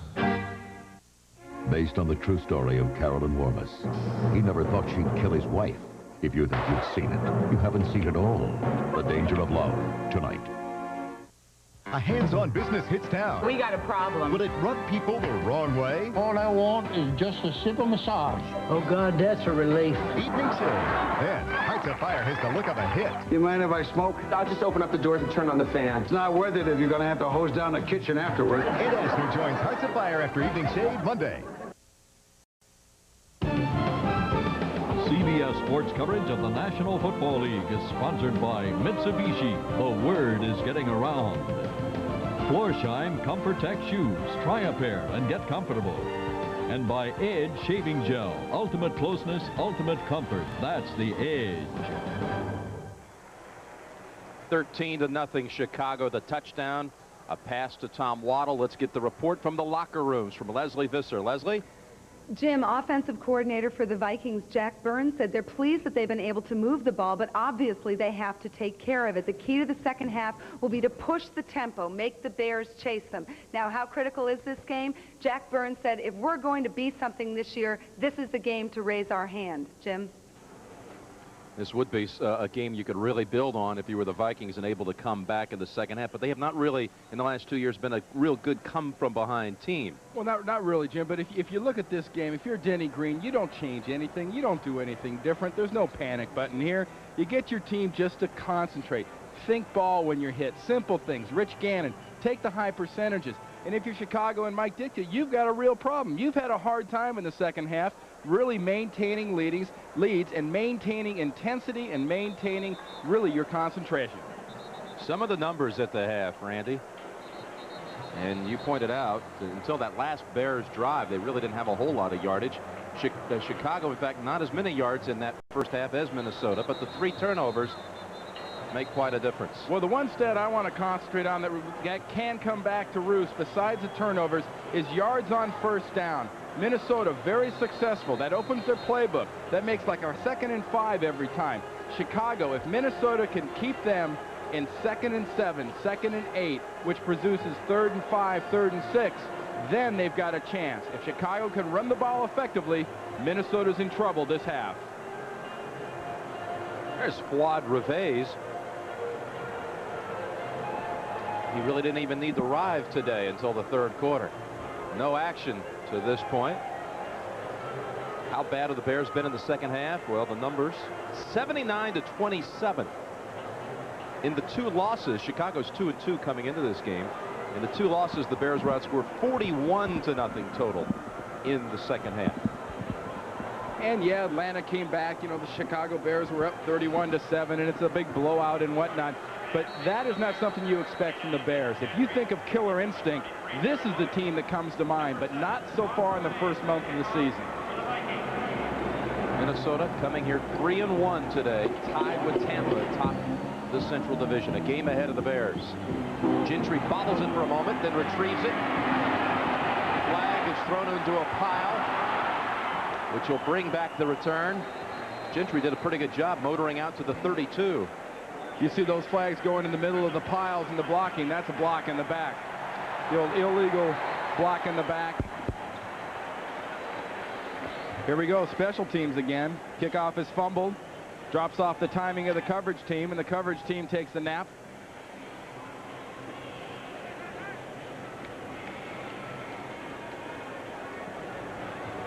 Holding number 59 on the return team during the return. Half the distance. First down.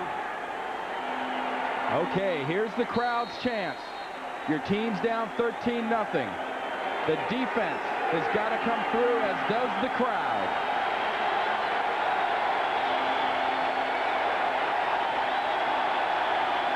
From under center with split backs.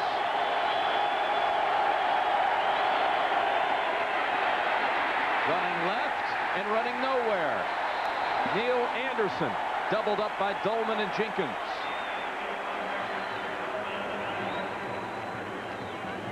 And this crowd in the Metrodome's taking that kind of a show-me attitude. You got to give me a good reason to scream, and that was the start of a good reason with Dolman and the entire right side of that defense playing that counter tray, counter gap, whatever you want to call it. That's what Chicago ran to perfection last week against Atlanta, and that's what Minnesota just stuffed. They lost a yard on that play, so it's 2nd and 11.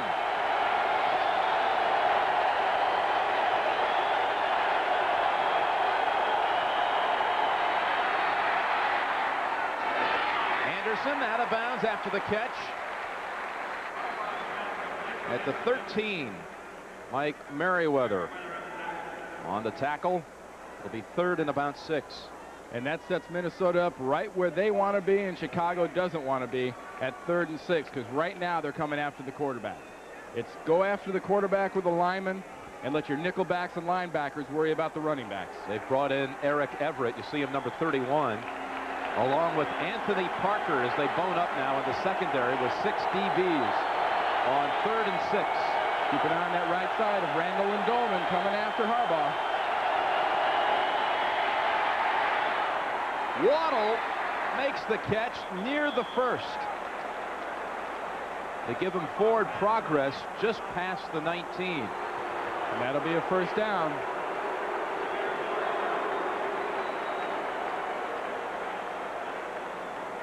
Tell you, this is not the Metrodome crowd I remember. I remember coming into this place and having it be completely hostile.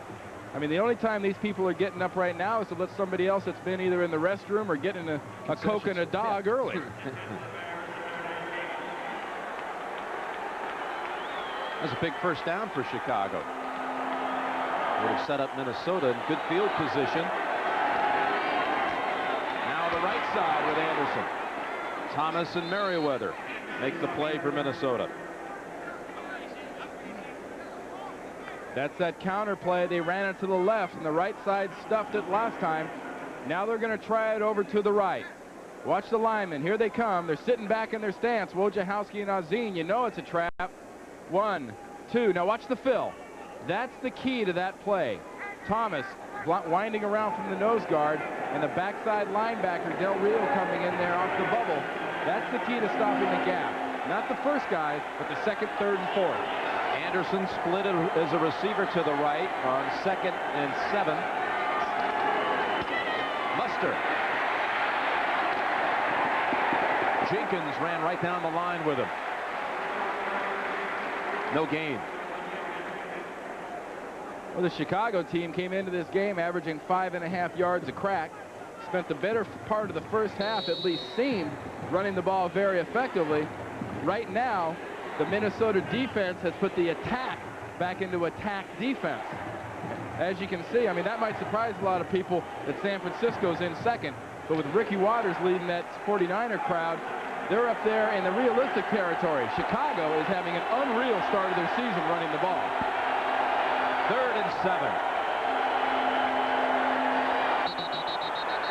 Dolman appeared to jump early. Or was he drawn off by Ozine? He started, then Ozine started. Ozine can point at Dolman, but Ozine's not supposed to move.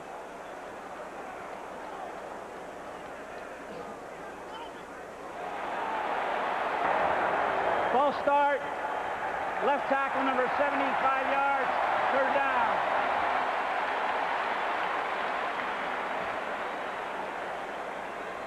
Now Dolman can move. Dolman can go across and come back. Look at the youngster lean. You see that little fidget? Just a little quiver there in his stance. And that's what pulled Dolman off.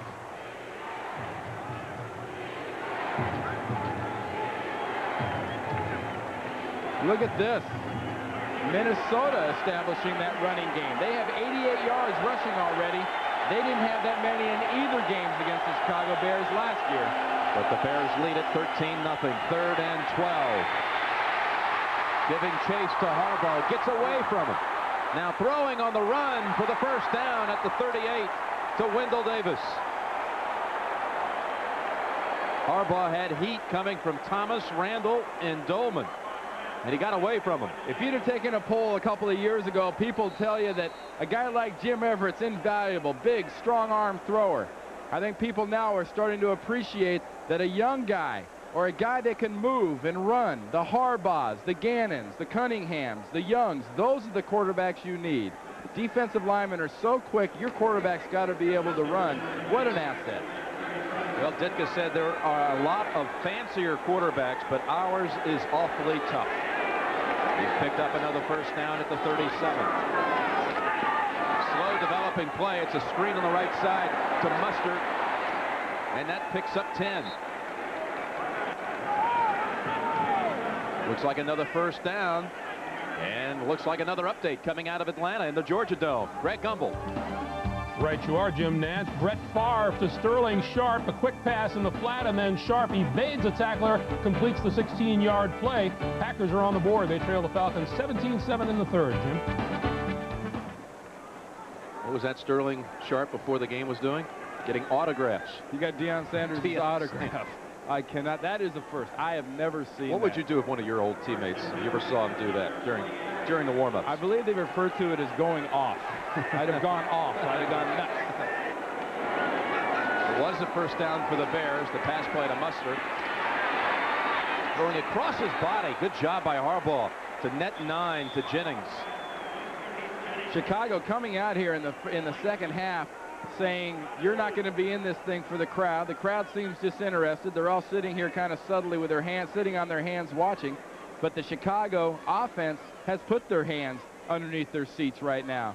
This offense is really methodical right now. Very, very patient. And Jim Harbaugh, look at this. Watch him throw this ball. Not what you would refer to as classic quarterback throwing form, but he knows where everybody is on this offense. It's hard to look classical, though, when you're going across the body. 2nd down and 1. And that's Mustard for the first down inside of the 40. How about this drive, Randy, for the Bears? This takes a lot of steam out of a defense that's been popping you pretty good in the face. And they're just right now being very patient, very methodical, very businesslike, and just moving the ball. Watch Mustard. Nothing real fancy here. He gets his shoulders turned towards the goalpost and really doesn't vary too much. What Minnesota needs right now is for Chicago to make one of those mistakes like they made offensively, either an interception or a fumble, to get some of the momentum back into the game. A rookie on the defensive line for Minnesota, Brad Culpepper, number 77. Dolman is out. 1st and 10 play. Harbaugh back to Waddle. Stepped out of bounds. A toe out of bounds at the 26.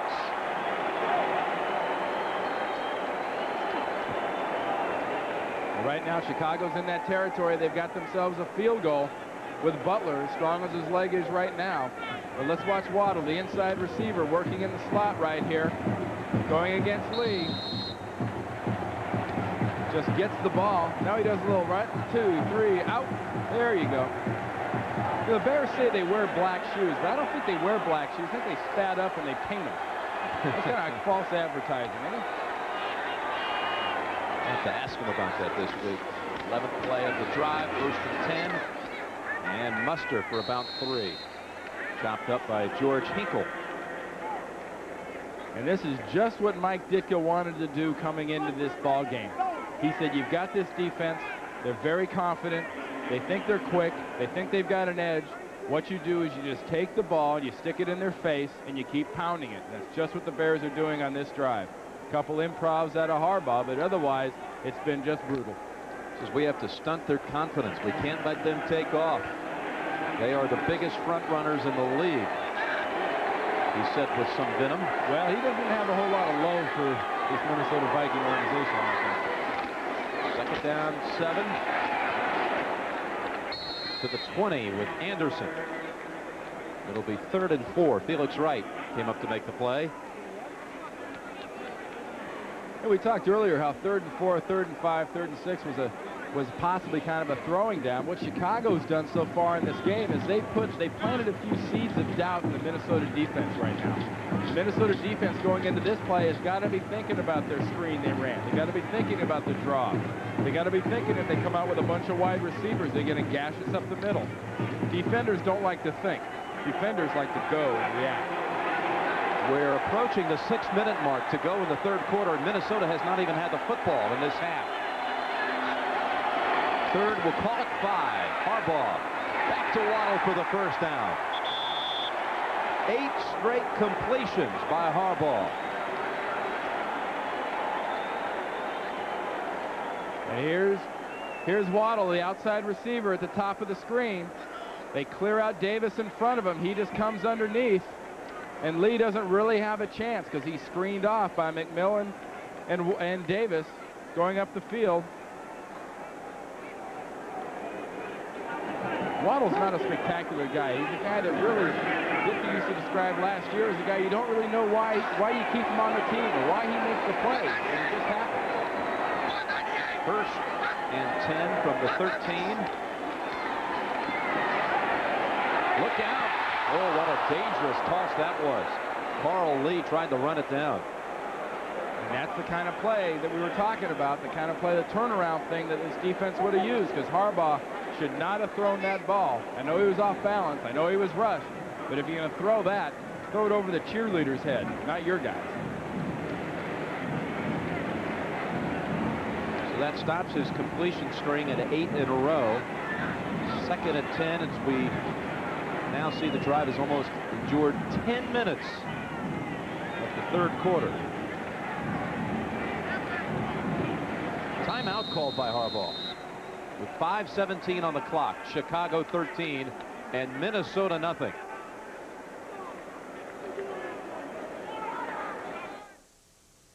Mitsubishi believes that a luxury car should offer something beyond the usual luxuries. It may be extraordinary power and control, a consummate blend of comfort and performance, or a state-of-the-art four-wheel drive system. The 3000 GT, the Diamante, the Montero. Lease the luxury car of your choice. Only $399 a month for 36 months. Mitsubishi, the word is getting around. Hey, get comfortable. Floor Shine Comfort Tech. A jillion tiny air bubbles make Comfort Tech lightweight and super flexible. The comfort's made for you. With Floor Shine Comfort Tech shoes, you can go anywhere in comfort. Floor Shine Comfort Tech for America. Casual looks to looks this dressy. Hey, For America. get comfortable. Floor Shine Comfort Tech. Bill Clinton says he'll only tax the rich to pay for his campaign promises. But here's what Clinton economics could mean to you. $1,088 more in taxes. $2,072 more in taxes. 100 leading economists say his plan means higher taxes and bigger deficits. $1,191 more in taxes.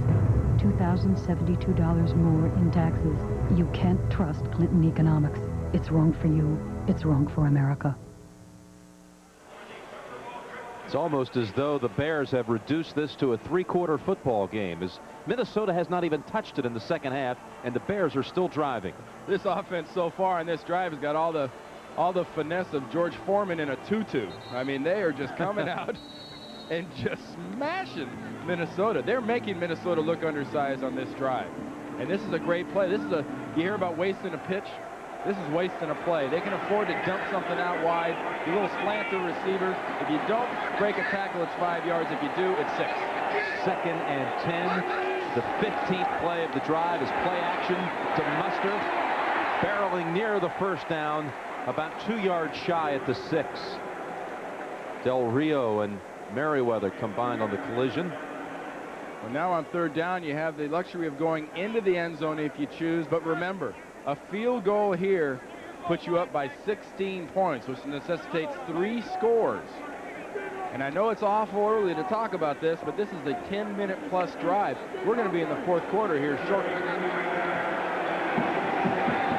There's still some people in lines for hot dogs and Cokes who are going to come back and find themselves in the 4th quarter. For the 2nd time they're in line. Harbaugh, quarterback sneak. Quarterback draw, and Harbaugh almost untouched.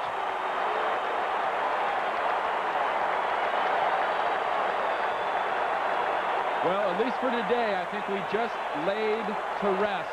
Can the Bears come out with a lead, and can they play in the second half? Because nothing is more definitive and settles that issue more than a long, brutal drive by your offense. That is a tired and right now beaten defense coming off the field. 20-0. Harbaugh's first rushing touchdown of the season, a 6-yard quarterback draw. Great time to call it. Worked to perfection. Why get an inferior shave when you could have the best? Why choose ordinary lubrication when you could have the richest? Why settle for average protection against razor irritation when you could have the most advanced, giving you the closest shave with less irritation? Edge Gel. Ultimate closeness. Ultimate comfort. That's the Edge. There is a sound that you can expect to hear on the new Riviera. It's the sound of German being spoken by those who now converge on Miami's legendary beach. Beck's, the #1 imported German beer on Ocean Drive in America and the world. The Allstate agent who helps insure your home can give you a hand with a plan for life insurance. Life insurance. Your Allstate agent wants to be your agent for life. You're in good hands with Allstate. Eclipse. Noun. The motion of one heavenly body passing in front of another. An eclipse occurs only with the perfect alignment of arcs and curves and angles. Eclipse. Verb. To surpass. To cast in shadow. To leave others behind. The stunning Eclipse from Mitsubishi. The word is getting around. Tuesday night, the Pirates face the Braves. Wednesday night, the A's take on the Blue Jays. The battles of October begin with the League Championship Series on CBS. Save this clip and put it in your playbook. You want to see a perfect quarterback draw? Watch Fontenot. Whack. Right on Felix Wright. Felix, if you can't make a 280-pound center miss you and get in on a tackle, you must be real tired. They were out there for over 10 minutes and a touchback. I'm sure the defense was quite fatigued as Harbaugh connected on 8 of 9 passes on that drive. So behind a timeout, an official timeout in the 3rd quarter. My last business trip was middle of nowhere. The most unusual. The middle of nowhere. Every day, 2 million travelers set out to do business. Last year I traveled 65 days. Who would know better what they need than Holiday Inn? I always rehearse my presentation. I always in front of the bedroom bathroom mirror. We make them feel welcome in so many ways. Maybe that's why more business travelers stay with us than anyone else. What I miss most is my children. Holiday Inn. Stay with someone you know who really knows you. Mitsubishi believes that a luxury car should offer something beyond the usual luxuries. It may be extraordinary power and control, a consummate blend of comfort and performance, or a state-of-the-art four-wheel drive system. The 3000 GT, the Diamante, the Montero. Lease the luxury car of your choice. Only $399 a month for 36 months. Mitsubishi, the word is getting around. If you want to move ahead in any career, you have to know what most employers want. Like how to work with a team, how to handle responsibility, how to take on a tough job and see it through. You can learn all these things in the Army, so when you do set off on the road to success, you'll already be in the driver's seat.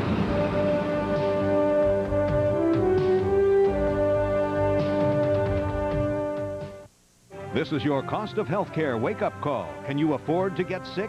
Real answers to save you real dollars in a special Money Crunch series tomorrow on the CBS Evening News.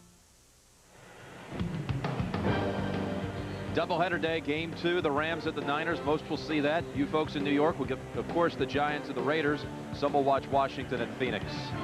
The road team in that Rams-Niners series has won 7 of the last 9. Today they come from the stick.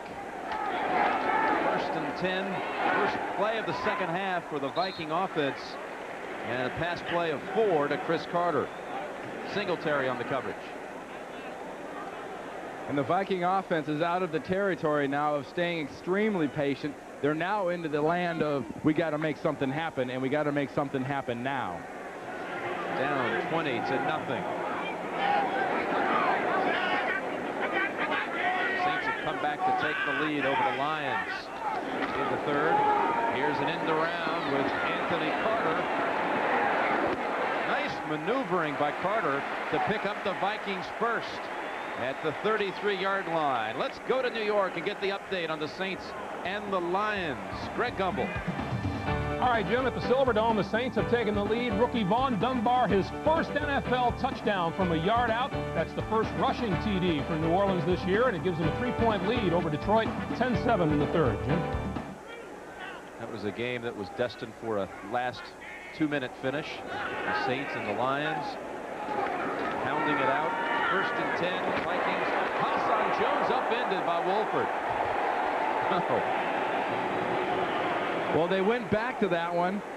Hassan Jones, Gannon missed him last time. What do you get when you get it this time? Remember all the room that Hassan had around him last time? Listen to the result of this one.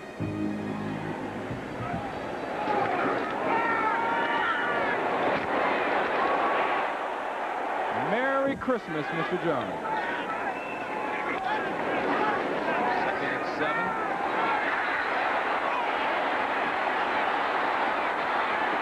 Gannon about a yard short of the 1st.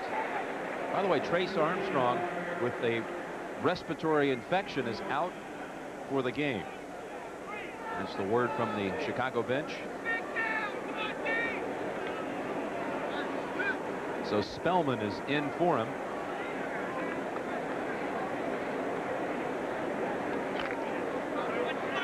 And this will be Spellman's first extended action. You're Minnesota. You got to think the young guy might be getting a little tired playing this much. I'd go at him. 3rd and 1. Spellman on the right side of your screen. Roper. And this is going to be close. Roper with quite a tackle. He felt pretty confident going into this game, didn't he? Well, he's extremely confident, and he's also not intimidated, but he's a little bit concerned. They've taken him out in the nickel situations. He had 8 sacks last year, and Ditka's looking for this guy to give him results. He says, you know, I've got no problem with John Roper. At this time, this guy's not making the plays. If Roper starts making the plays, he'll see more playing time. Roper stops him short. He told us they can't run on us. We're not worried about them running.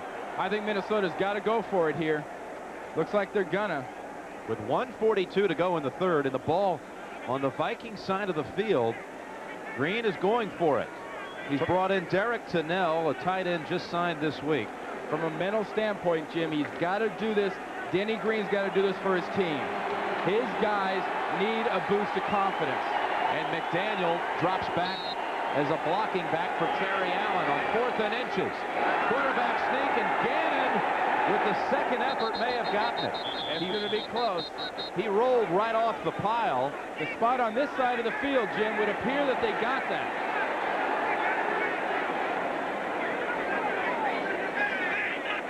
You've got a 285-pound fullback. I got to ask, why don't you lead up there and soften things up? Why you run a quarterback sneak? Gannon does a nice job with his second effort. He stopped, completely repulsed at first. Now Roper gets in. Singletary comes over the top. He keeps struggling. Now it's a matter of where they spot it. I think he is just going to be a hair short. Just about the length of a football. The Bears will let us know. Oh, the crowd does as well. First down, Minnesota. That was a good spot for the Vikings. Sure didn't look like he got it.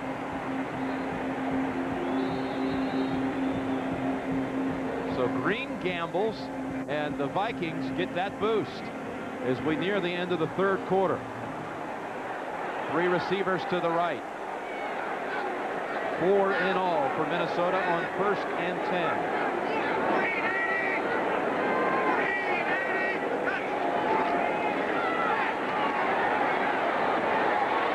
Chris Carter for only a yard. Jim Morrissey put a monster hit on him.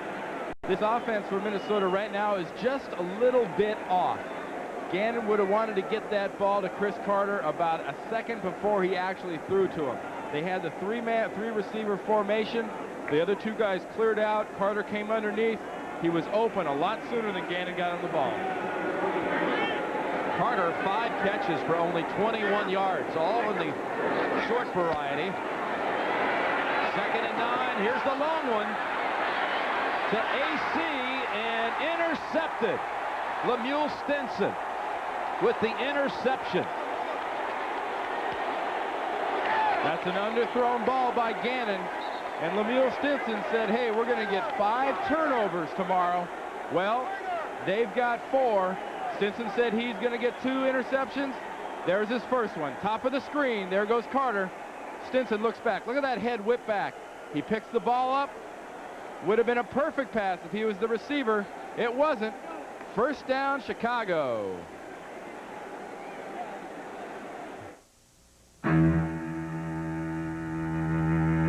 The award-winning Mitsubishi 3000 GT. The stunning Mitsubishi Eclipse for 1993.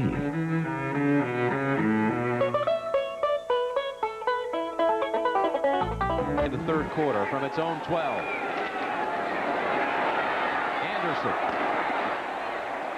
sticks his helmet into a couple of defenders out at the 18. Darren Lewis was in the backfield and threw a block for him. That is likely the last play of the quarter. Stinson did indeed tell us we'll force 5 turnovers tomorrow. 3 interceptions and 2 fumbles. So far it's 2 and 2. So quite clairvoyant, Mr. Stinson's part. And that's the end of the third quarter with the score, Chicago 20, Minnesota nothing. The years calling it the Roller Dome, the Tinker Dome, said it would be more suitable for a livestock show than a football game. Well, Disk is not big on these oversized living rooms, but you know, this Chicago Bear football he's playing right now with this offense is taking all the air out of the Minnesota Vikings. All the puff, all the expanded chest, all the confidence is like a pin in the balloon right now. They're just letting all their air out. 2nd down 4 to start the fourth quarter.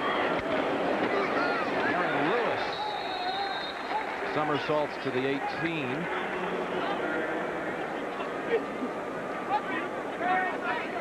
Minnesota, I know they're an attacking defense, and they have been out there quite a while so far in this second half. But right now, Minnesota's got to keep attacking, keep going after people. If anybody's going to turn this around for the Minnesota Vikings, it's going to be this defensive unit. Al Noga, anxious as the Bears are in no hurry. 2 Butler field goals. A touchdown pass from Harbaugh to Waddle before the half of 28 yards, and a Harbaugh quarterback draw of 6 yards, the scoring in this game. Harbaugh overthrows Anderson on 3rd down, and a flag is dropped. Roughing the passer, huh? Yep. On Chris Dolman. Not a smart play, Jim. It was stupid. Yeah, really. I mean, you're going to get the football back now. You would have. But now they give him a 1st down with the personal foul against Dolman. We got to get replugged in here, get that. See, we wonder what happened when they ran out of beanbags and flags and hats. See, he threw his battery pack on that last one. Personal foul, roughing the passer. And I got to tell you, I guarantee it was that guy right there, Chris Dolman, because watch him coming around the top of the screen, working on Azine. Gets that rip. Now watch the left arm. Right into the head. Oh, why do that? That was nasty. Why do that?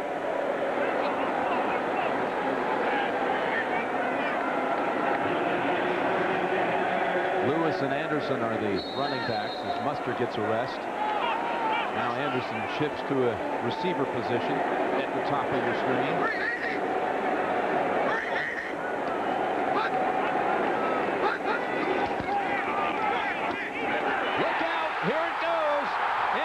Todd Scott.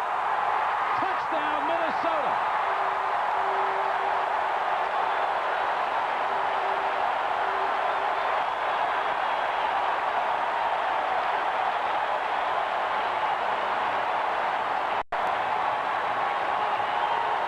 And look at Ditka getting all over Harbaugh. Todd Scott getting in the end zone. Look at Ditka. I'll paraphrase there. I can't believe you threw that ball. I don't think he was open. What were you thinking? That is really paraphrasing.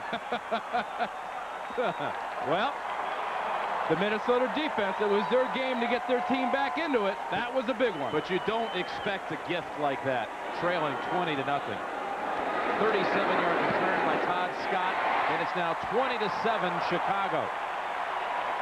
We'll return to the Metrodome after this message from your local station. You're watching the National Football League on CBS. Todd Scott told us, I'm a very emotional player. He has just scored his first NFL touchdown. He said, I want to get the crowd into the game tomorrow. That's when we talked to him yesterday. He certainly has done that for the first time today. The Metrodome has come to life. Well, the crowd is into the game, but so is the Viking defense. They got a 3-and-out, the Bears here, if they want to give their offense a chance. And Reve's into it as a fumble by Gentry to get to the outside for the 15. Nice job by Minuski saving a big play. But just moments ago, Neil Anderson split out to the left. You knew it was going there. Todd Scott wasn't guessing. That was a slam dunk they were going to Neil Anderson. Harbaugh making at least, well, I can't call that an attempt to make a tackle. But here we go. We're going to see a little of the action from Todd Scott. He's got no name for this. He just does it. I like to call us an offensive defense, he said. And they've scored the Vikings' only points off the interception return. Harbaugh comes back throwing. Hits his tight end Blackwell across the middle. Barry and Del Rio on the coverage. Blackwell's second NFL catch. And I'm sorry, Jim, and nothing will get this crowd out of the game again any faster than another methodical type of a drive out of the Chicago Bears. If you're Minnesota, that was a gift. You mentioned during the break, that was a gift. Well, that was a gift, Jim. What the Vikings have to do, they have to strip the ball. They get a guy with the ball, grab those arms, try to pull that ball out of there and take some chances. 2nd down and 2. Muster is back in the lineup. The crowd is back into the game. Muster for no gain. Chris Dolman. Maybe even a loss. Chris Dolman was a nice play coming all the way from the outside around Troy Azine to make this play. Watch this, top of the screen, 56. Azine almost does a Nolan Ryan, nearly throws a no-hitter at him, and Dolman comes around to make that play. Muster, the last 3 games, averaging over 5 yards a carry. Today, only 7 attempts for 13 yards. 3rd and 2.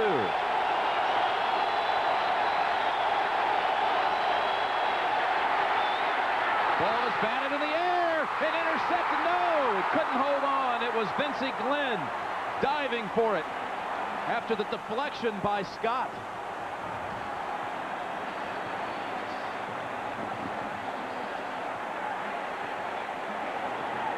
That would have been a tough play. That is the kind of play a team makes when they really get on a roll. This is kind of a mini roll by the Vikings, but watch Todd Scott. He reads Harbaugh, sees it all the way. The heck with Vincey Glenn's catch. That one wasn't deflected by Todd Scott. It looks like it went off his face. You know, that ball had so much velocity when it hit Scott, he had no one in front of him. Oh, he had open space for another touchdown. Oh, there was no reaction time, though. From the time Harbaugh let that ball go, he had no time to get his hands up. Gardocki to punt with 12:20 remaining in the game.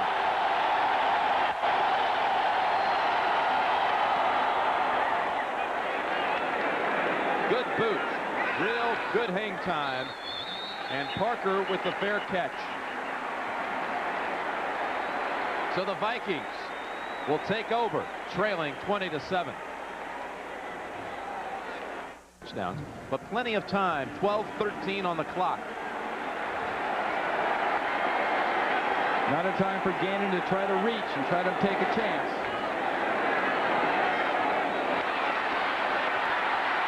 Terry Allen, about 9 yards.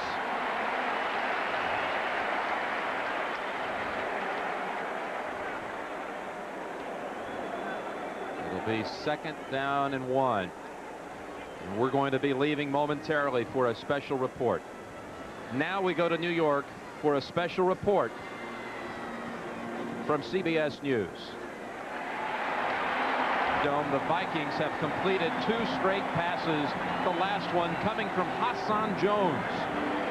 We said watch out for the reverse and then maybe a pass. There it is. And the Vikings are moving.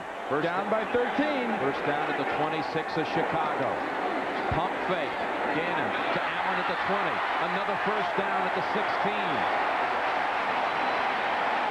10 minutes to go in the game. Chicago entered this final quarter with a 20-0 lead with possession of the football when Jim Harbaugh threw an ill-advised pass that was picked off by Todd Scott on the sideline, run back for a touchdown, brought this crowd to life, and now the Vikings on offense driving in a hurry, I might add. Nice job by Gannon. Pump fake, wanted to go deep into the end zone. It wasn't there, and he dumped it to Allen. Rolling left. Crosses body open is Carter. Chris Carter for the touchdown.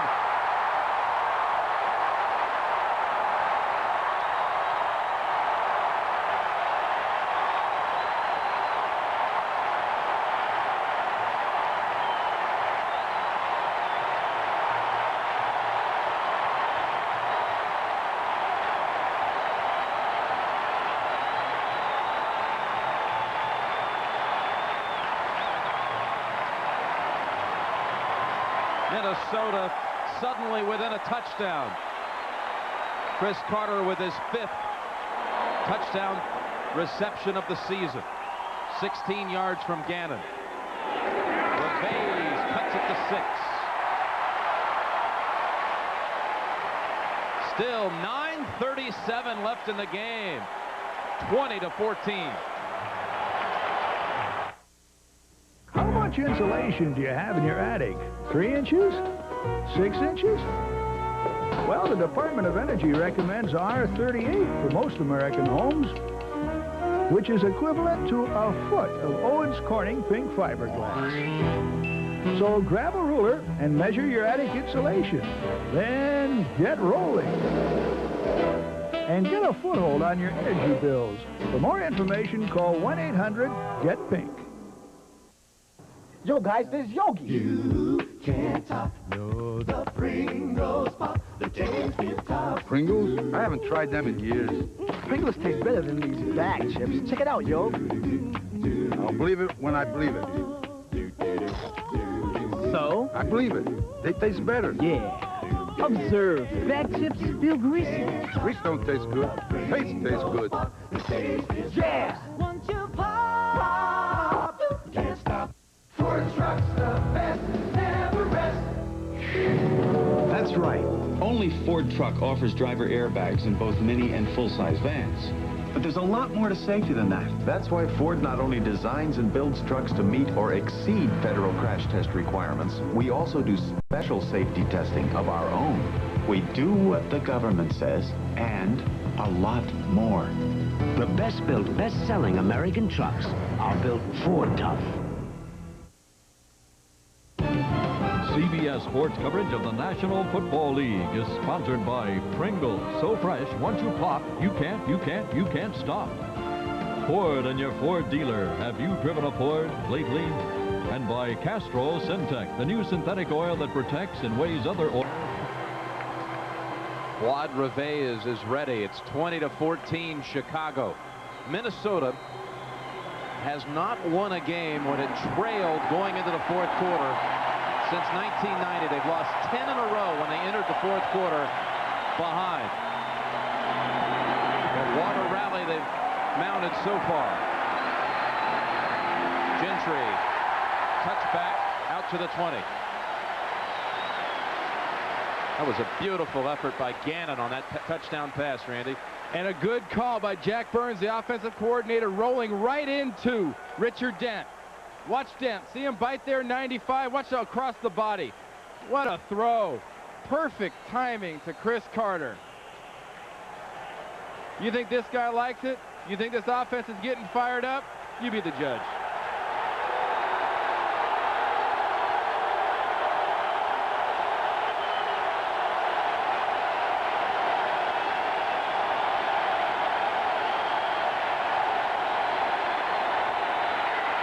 Trying to get outside on Scott, doubled up by Scott and Audrey McMillan, and a flag down for a face mask. Yep, looks like right at the end of that play, we got a face mask there.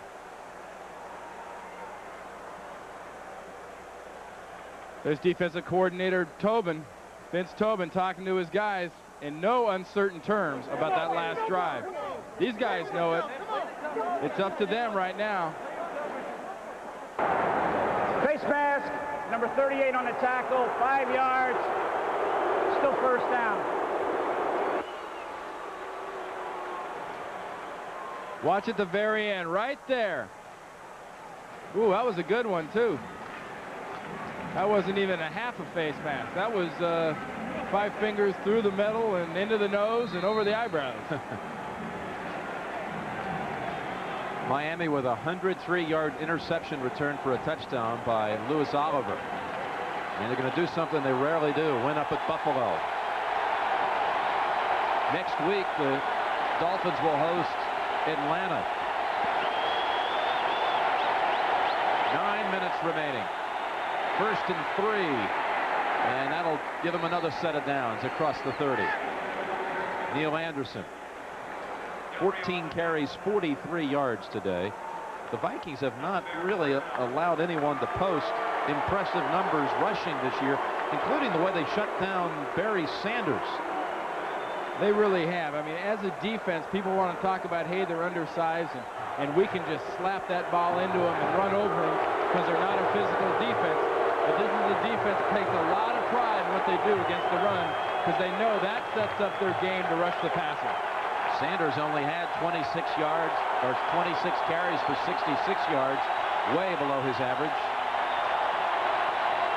against Minnesota. 1st and 10, and Harbaugh with a flag down, flag at the line of scrimmage. I think you got a holding on Troy Azine working against Dolman. He was mauling him.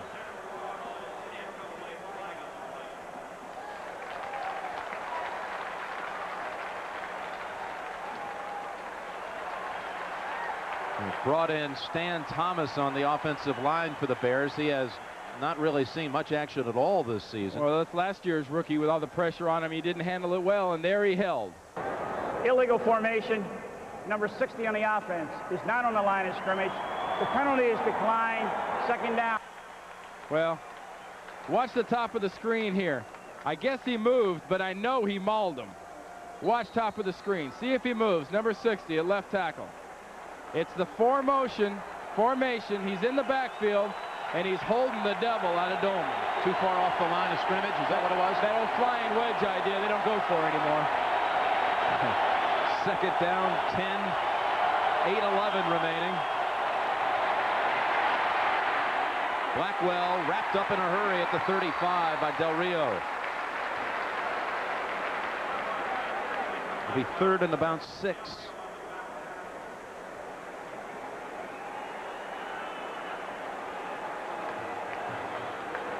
You know, last week, the Chicago Bears were 1 of 5 on third down conversions. Right now, they are 7 of 12. And they used third down to perfection that last drive. Third and 5. Movement on the left side. This play will come back if it's complete. Broken up by Parker. It was Thomas moving again on the left side of that Bears line. Auzine is out with a bruised left shoulder, and we're not sure if he'll return or not today. That's why Thomas is seeing action on this series. That really hurts the Bears. He's been very consistent. Thomas has proved he isn't.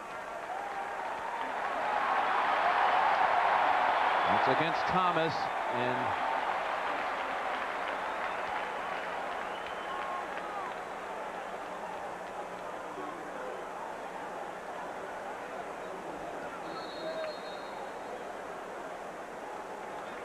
well, they take the 5 yards. Why do you take that penalty and not make him kick it and get the ball? I don't understand that. I mean, this is looking for an opportunity for something bad to happen.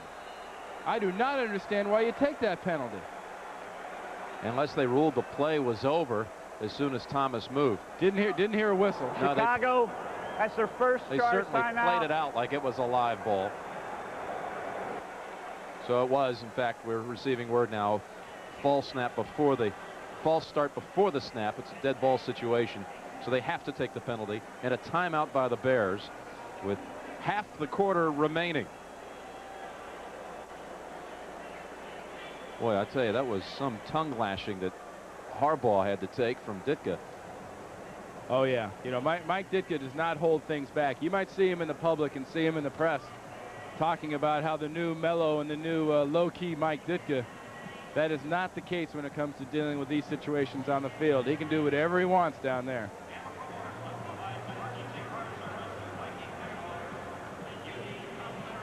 And right now, he's working that tobacco pretty hard. He's not a happy camper.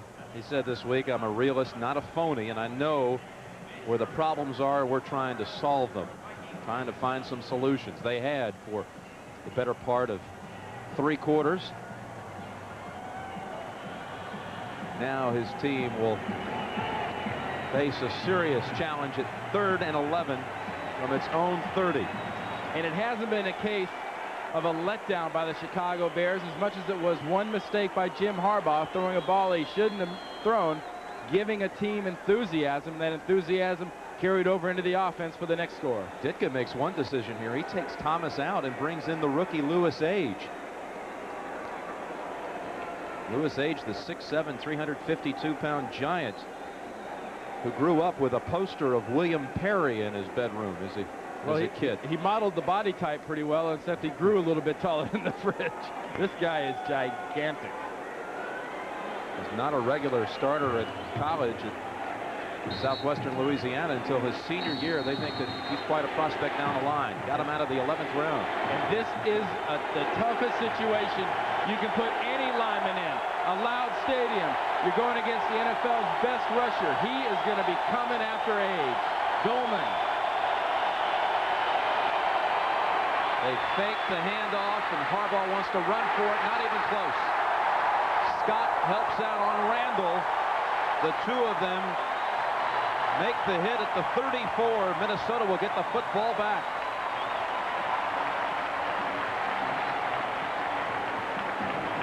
They tried a little razzle-dazzle play action, bringing Wojciechowski from the backside to help out on Dolman. They needed it, and Harbaugh had to scramble. Clock running with 6:50 to go.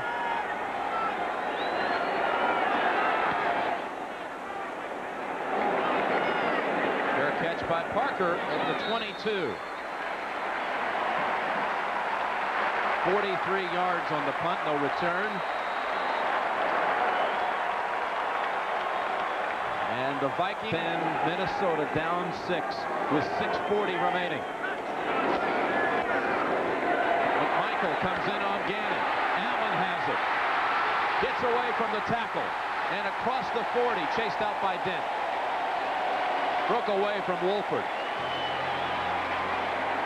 The key for Minnesota on that last drive were plays of 10 yards or more. Going into the last drive, they had 4. That last drive, they had 5 plays of 10 yards or more, and now they start another one off. You get it in big chunks. That builds the excitement, that builds enthusiasm, and not only was it 10 yards or more, it matched Terry Allen's number. That was a 21-yard gain. Roger Craig is in, along with 2 tight ends. Fake the end around to Carter. They come back to the other side with Roger Craig. Chris Carter trying to throw a block for him.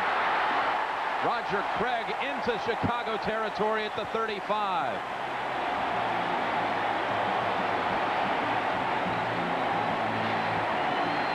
Minnesota's giving Chicago a taste of their own medicine. You want to get your big guys humping after the pass? Okay, no problem. Watch Randall McDaniel in front of Roger Craig. Comes back for Richard Dent. Now it's clear sailing. The offensive line is going to catch Roger here. Chris Carter's trying to do his best. Getting a little block. 22 yards, Craig's longest play as a Viking. 5:45 to go in the game.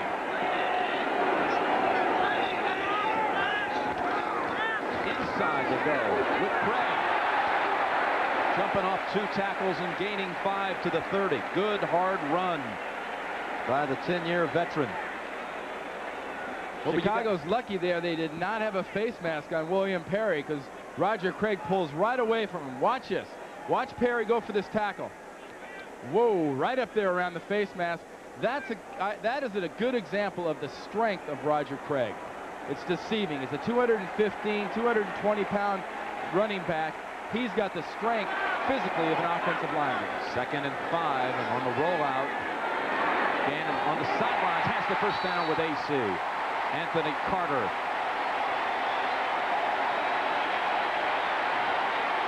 Carter, earlier in this game, extended his Viking streak to 100 straight games with a reception. The outside receiver just running Wolford off here, comes back to the ball. Minnesota right now has taken a lot of the attack out of the Chicago defense with those 2 quick screen passes. Chicago right now seems a little disoriented. Just like a couple of quick, hard jabs in the face. They're just trying to get their bearings. Under 5 minutes to go. 4:58. Terry Allen. There's an impressive defensive play. John Roper. The birthday man at age 27 today. Wanted to celebrate with a couple of sacks and make no mental errors. That's almost as good as a sack. That tackle for a loss. That puts you at 2nd and 10, and that puts the advantage back over to the defense. Now the defense can attack and dictate a little bit more because the offense is in a passing situation. I thought he'd lost a yard, but no, indeed. It was back to the line of scrimmage. 2nd and 10.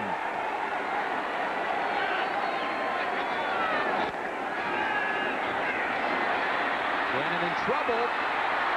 Makes something out of it. Look at him go.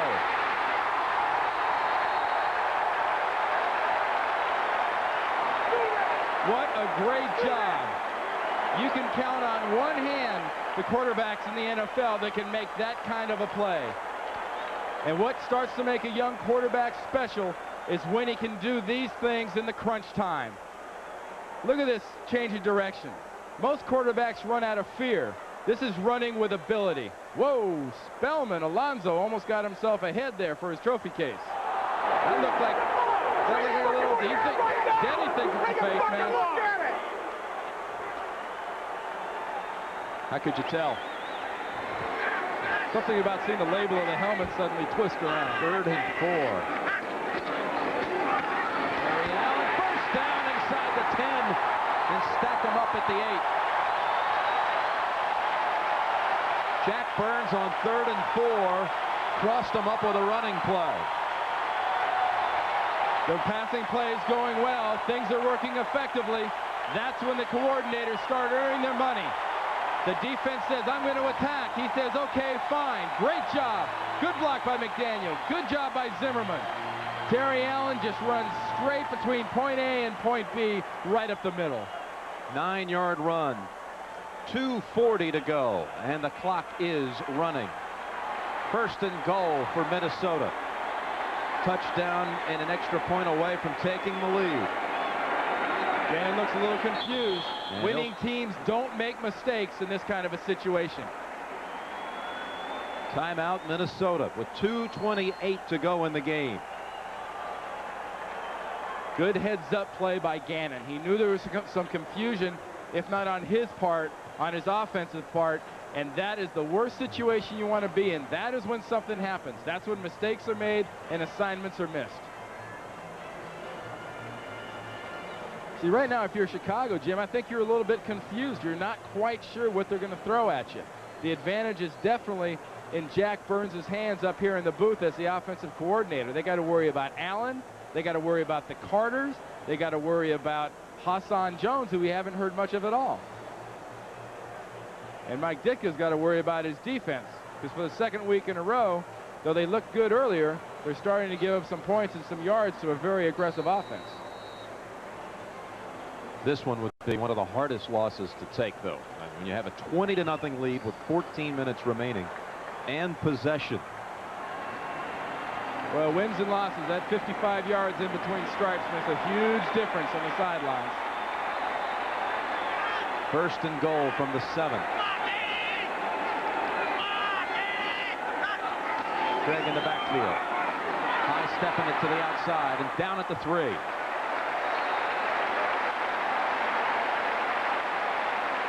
Snatched by Singletary at the 3. And the clock will run down to the 2-minute warning. And that shows good patience on Minnesota's part, because they're going after attacking the edge of the defense where Dent isn't. That's where the pressure's coming from. They're going against the softer side. 2-minute warning.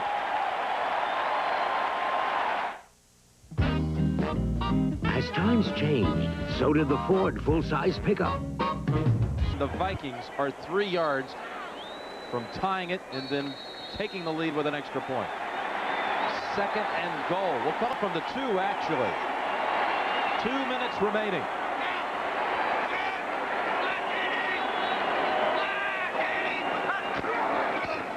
Roger Craig hurdling to the 1.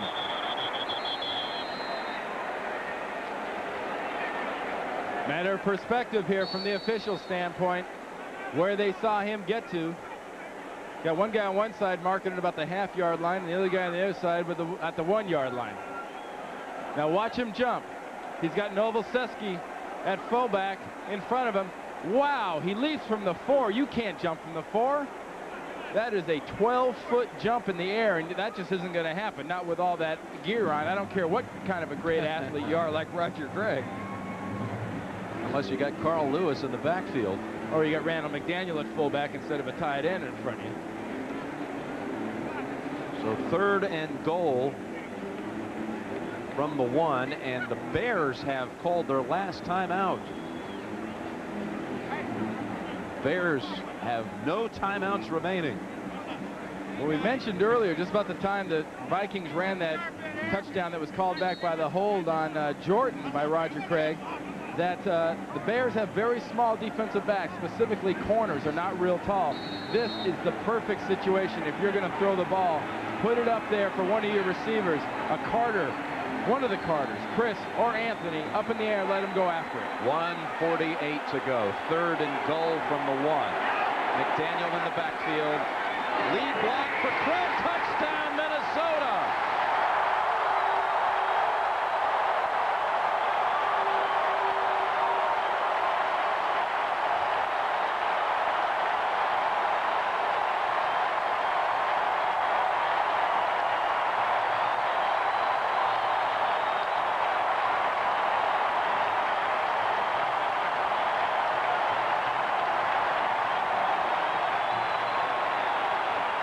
The jumbo package. Randall McDaniel at fullback makes the soft spot. Roger Craig takes it in. A game that was dominated by the Bears. A Central Division sleeper. Somebody kissed this frog and turned it into a prince. Extra point, and the Vikings take the lead. Why should that surprise you? This is a hometown that delivered a rockster named Prince. Look at Randall McDaniel. The next best thing to carrying the ball is to making the block that gets you ahead in the game you really were out of only 15 minutes ago.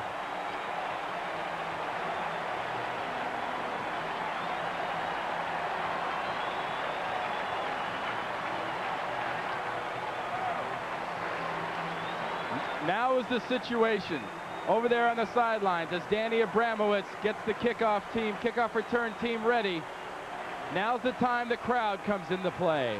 Roger Craig's first touchdown as a Viking with McDaniel in front. Watch it from the end zone. Good lead block by McDaniel, but just a soft spot. McDaniel did a good job, but you got to talk about Loudermilk at center, Habib at right guard, and Irwin at right tackle, softening up that side of the line for Roger Craig.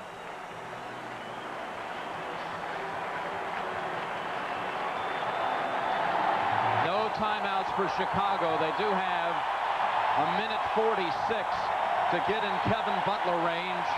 And for those of you that remember the opener this year, Detroit at Chicago. Chicago drove the length of the field at the end of the game, and a quick little pass to Waddle decided that one and gave the Bears a 1-point win. They only need a field goal in this situation.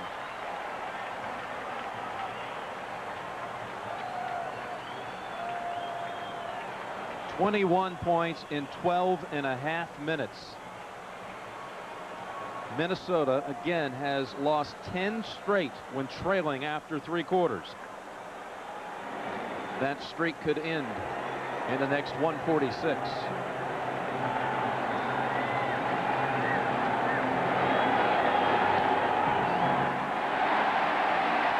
What a boot. Oh. Claude Reves.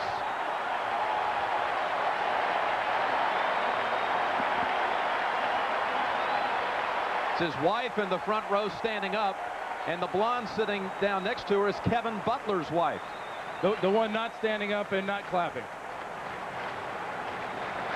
Here comes the crowd. This is the time, if you're a defense, the great plays come from the great players. And look at that differential in the second half has been expanded. That includes today. Watch for Dolman here. Working on Lewis Age. And Harbaugh dumps it off. Good catch by Anderson. And he has the first down. That looked like a play that was never going to develop. Well, they double-teamed Dolman at the top of that play up there with Age and Wojciechowski, and Randall almost had him. Good job by Harbaugh. First down, Chicago. Sideline overthrow. 1:18 to go. And Henry Thomas broke free that time and put a smack on Harbaugh.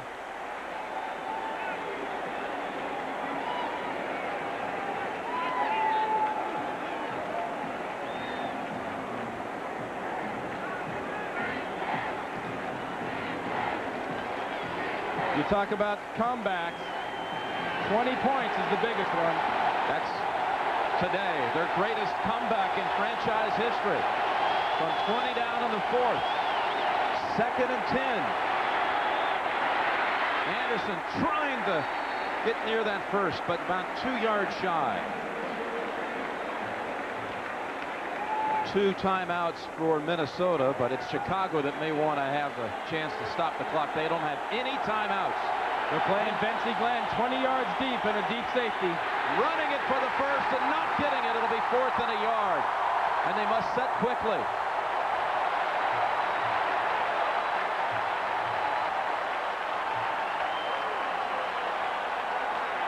You're a team that's averaged 5.5 yards a carry in the Bears. Now's the time. 4th down. This could do it. Intercepted. Intercepted by McMillan.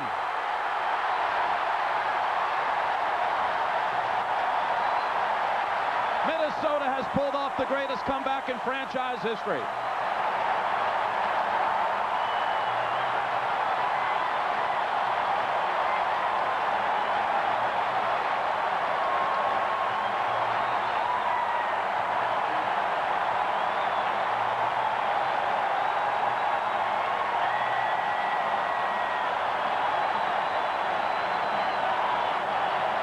Well, we said great players make great plays, and you got to give a lot of the credit for that interception to Dolman and Thomas and Noga and Randall. That entire defensive line was all over Harbaugh on that series, and there were 3 of them in his face on that pass.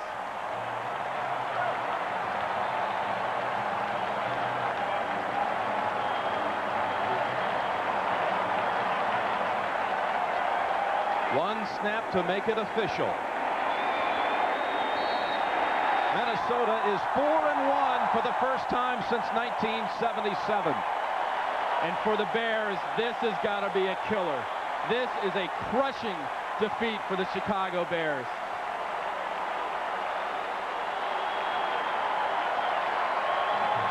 One particular pass play by the Bears that could be a season killer. Jim Harbaugh throws the ball out in the flat, intended for Anderson, and that made the difference. Let's go down to Leslie Visser. Go ahead, Leslie.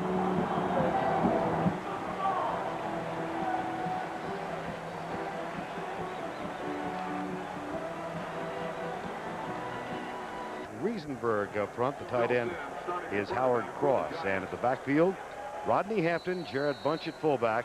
The wideouts are Mark Ingram and Stephen Baker. Baker, who had a big game in that Monday night win at Chicago.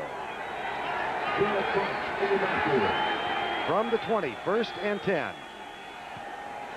Sims across the middle. Rodney Hampton has the catch at the 28-yard line. Winston Moss, number 99, with the defensive play. Ronnie Lott, destined for the Pro Bowl someday, is the leader of a defensive unit that up front features Howie Long and Golick, along with Greg Townsend and Andre Bruce. The linebackers are Aaron Wallace, Ricky Ellison, and Winston Moss, and in the secondary, it's McDaniel and Washington on the corners. Eddie Anderson and Ronnie Lott are the safeties. 2nd down and 2 from the 28. They try to sweep to the left side. Rodney Hampton, the ball carrier. And Nolan Harrison, number 74, who is in there defensively, makes the tackle. And in talking to the Giant coaches, obviously after watching what Kansas City did on the ground against the Raiders, they feel that they want their big offensive line to control that line of scrimmage and run the ball right at the Raiders. That play was going to the outside, something a bit of a changeup. They're going to have a lot more success running between the tackles against an undersized defensive line of Los Angeles. 3rd and 2. Dave Meggett in as a 3rd down specialist.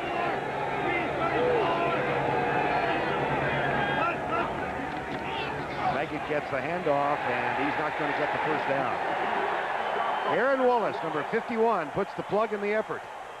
And the Raiders hold defensively. They'll get the ball back. The Giants go 3 and out. And the Raiders told us that if they're going to win the game, obviously they've got to stop the run. First 2 plays, running plays for the Giants, gained about 1 yard. Sean Landetta, who's been mired in a bit of a slump, you can see that he's 5 yards below his average. He's had 1 block this year. That is an average punt for Landetta. Tim Brown at the 29. And he slips and falls. And the Raiders will take over at their own 34-yard line, a 42-yard punt, and 5 on the return. Todd Marinovich, who started 11 games at USC, started 4 for the Raiders. He's lost all 4, and he'll open at quarterback now in his second year. Up front, it's Wilkerson and Wisniewski, Mosbar, Pete McElroy for Steve Wright, and Ethan Horton, who was a Pro Bowl tight end a year ago.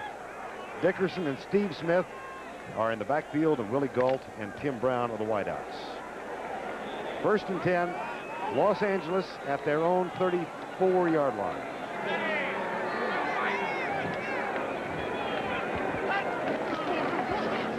Marinovich with a play fake, fires the ball. It's caught by the tight end Horton, and he is cut down at the 41-yard line by Perry Williams, number 23.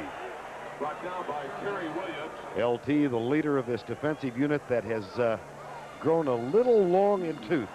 They got some years of experience. Dorsey, Howard, Leonard Marshall did not make the trip. Mike Fox gets the start at right end. Banks, Johnson, Diossi, and Taylor, the linebackers.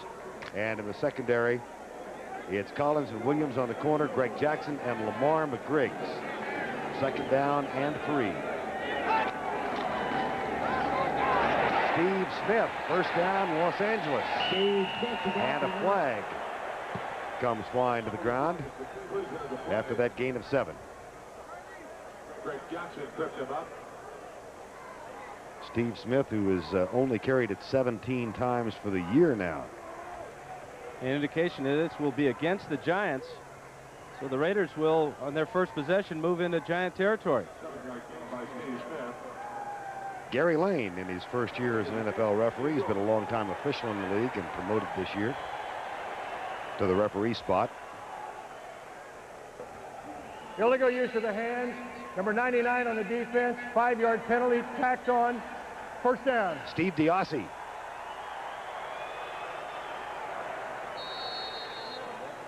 Some of you saw that Minnesota come from behind over Chicago. They were down 20-0.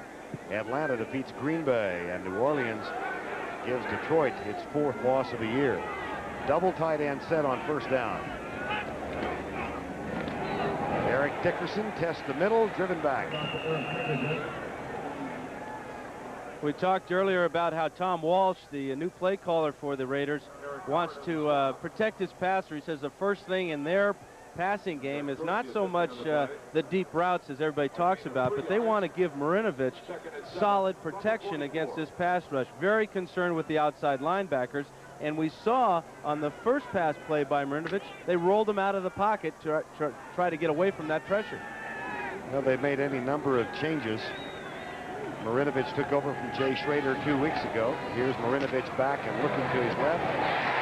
Finds his tight end, Andrew Glover. That's only the 3rd catch in 4 games plus a couple of minutes for Glover, and he gains 10 and a 1st down at the 34. But again, it was a quick drop, about a 5-step drop by Marinovich. Set that back foot, something he didn't do very well last week against that pass rush of the Chiefs, and he got rid of that ball in good fashion. Big 1st down. Art Shell in his 4th year. 1st and 10, Los Angeles. They lost at Denver, lost in overtime at Cincinnati, lost at home to Cleveland, and then the Monday night loss at Kansas City. Here's Dickerson dancing to the outside, losing ground. Lamar McGriggs, who was reinserted in the lineup for Everson Walls because, Ray Henley said, he's a better tackler. And we saw a pretty good example there. Dickerson, if he gets outside of McGriggs, he has a big gain down the sidelines, but at, you know, 210 pounds, 6'3", that's a big, strong safety and a good tackler, Lamar McGriggs.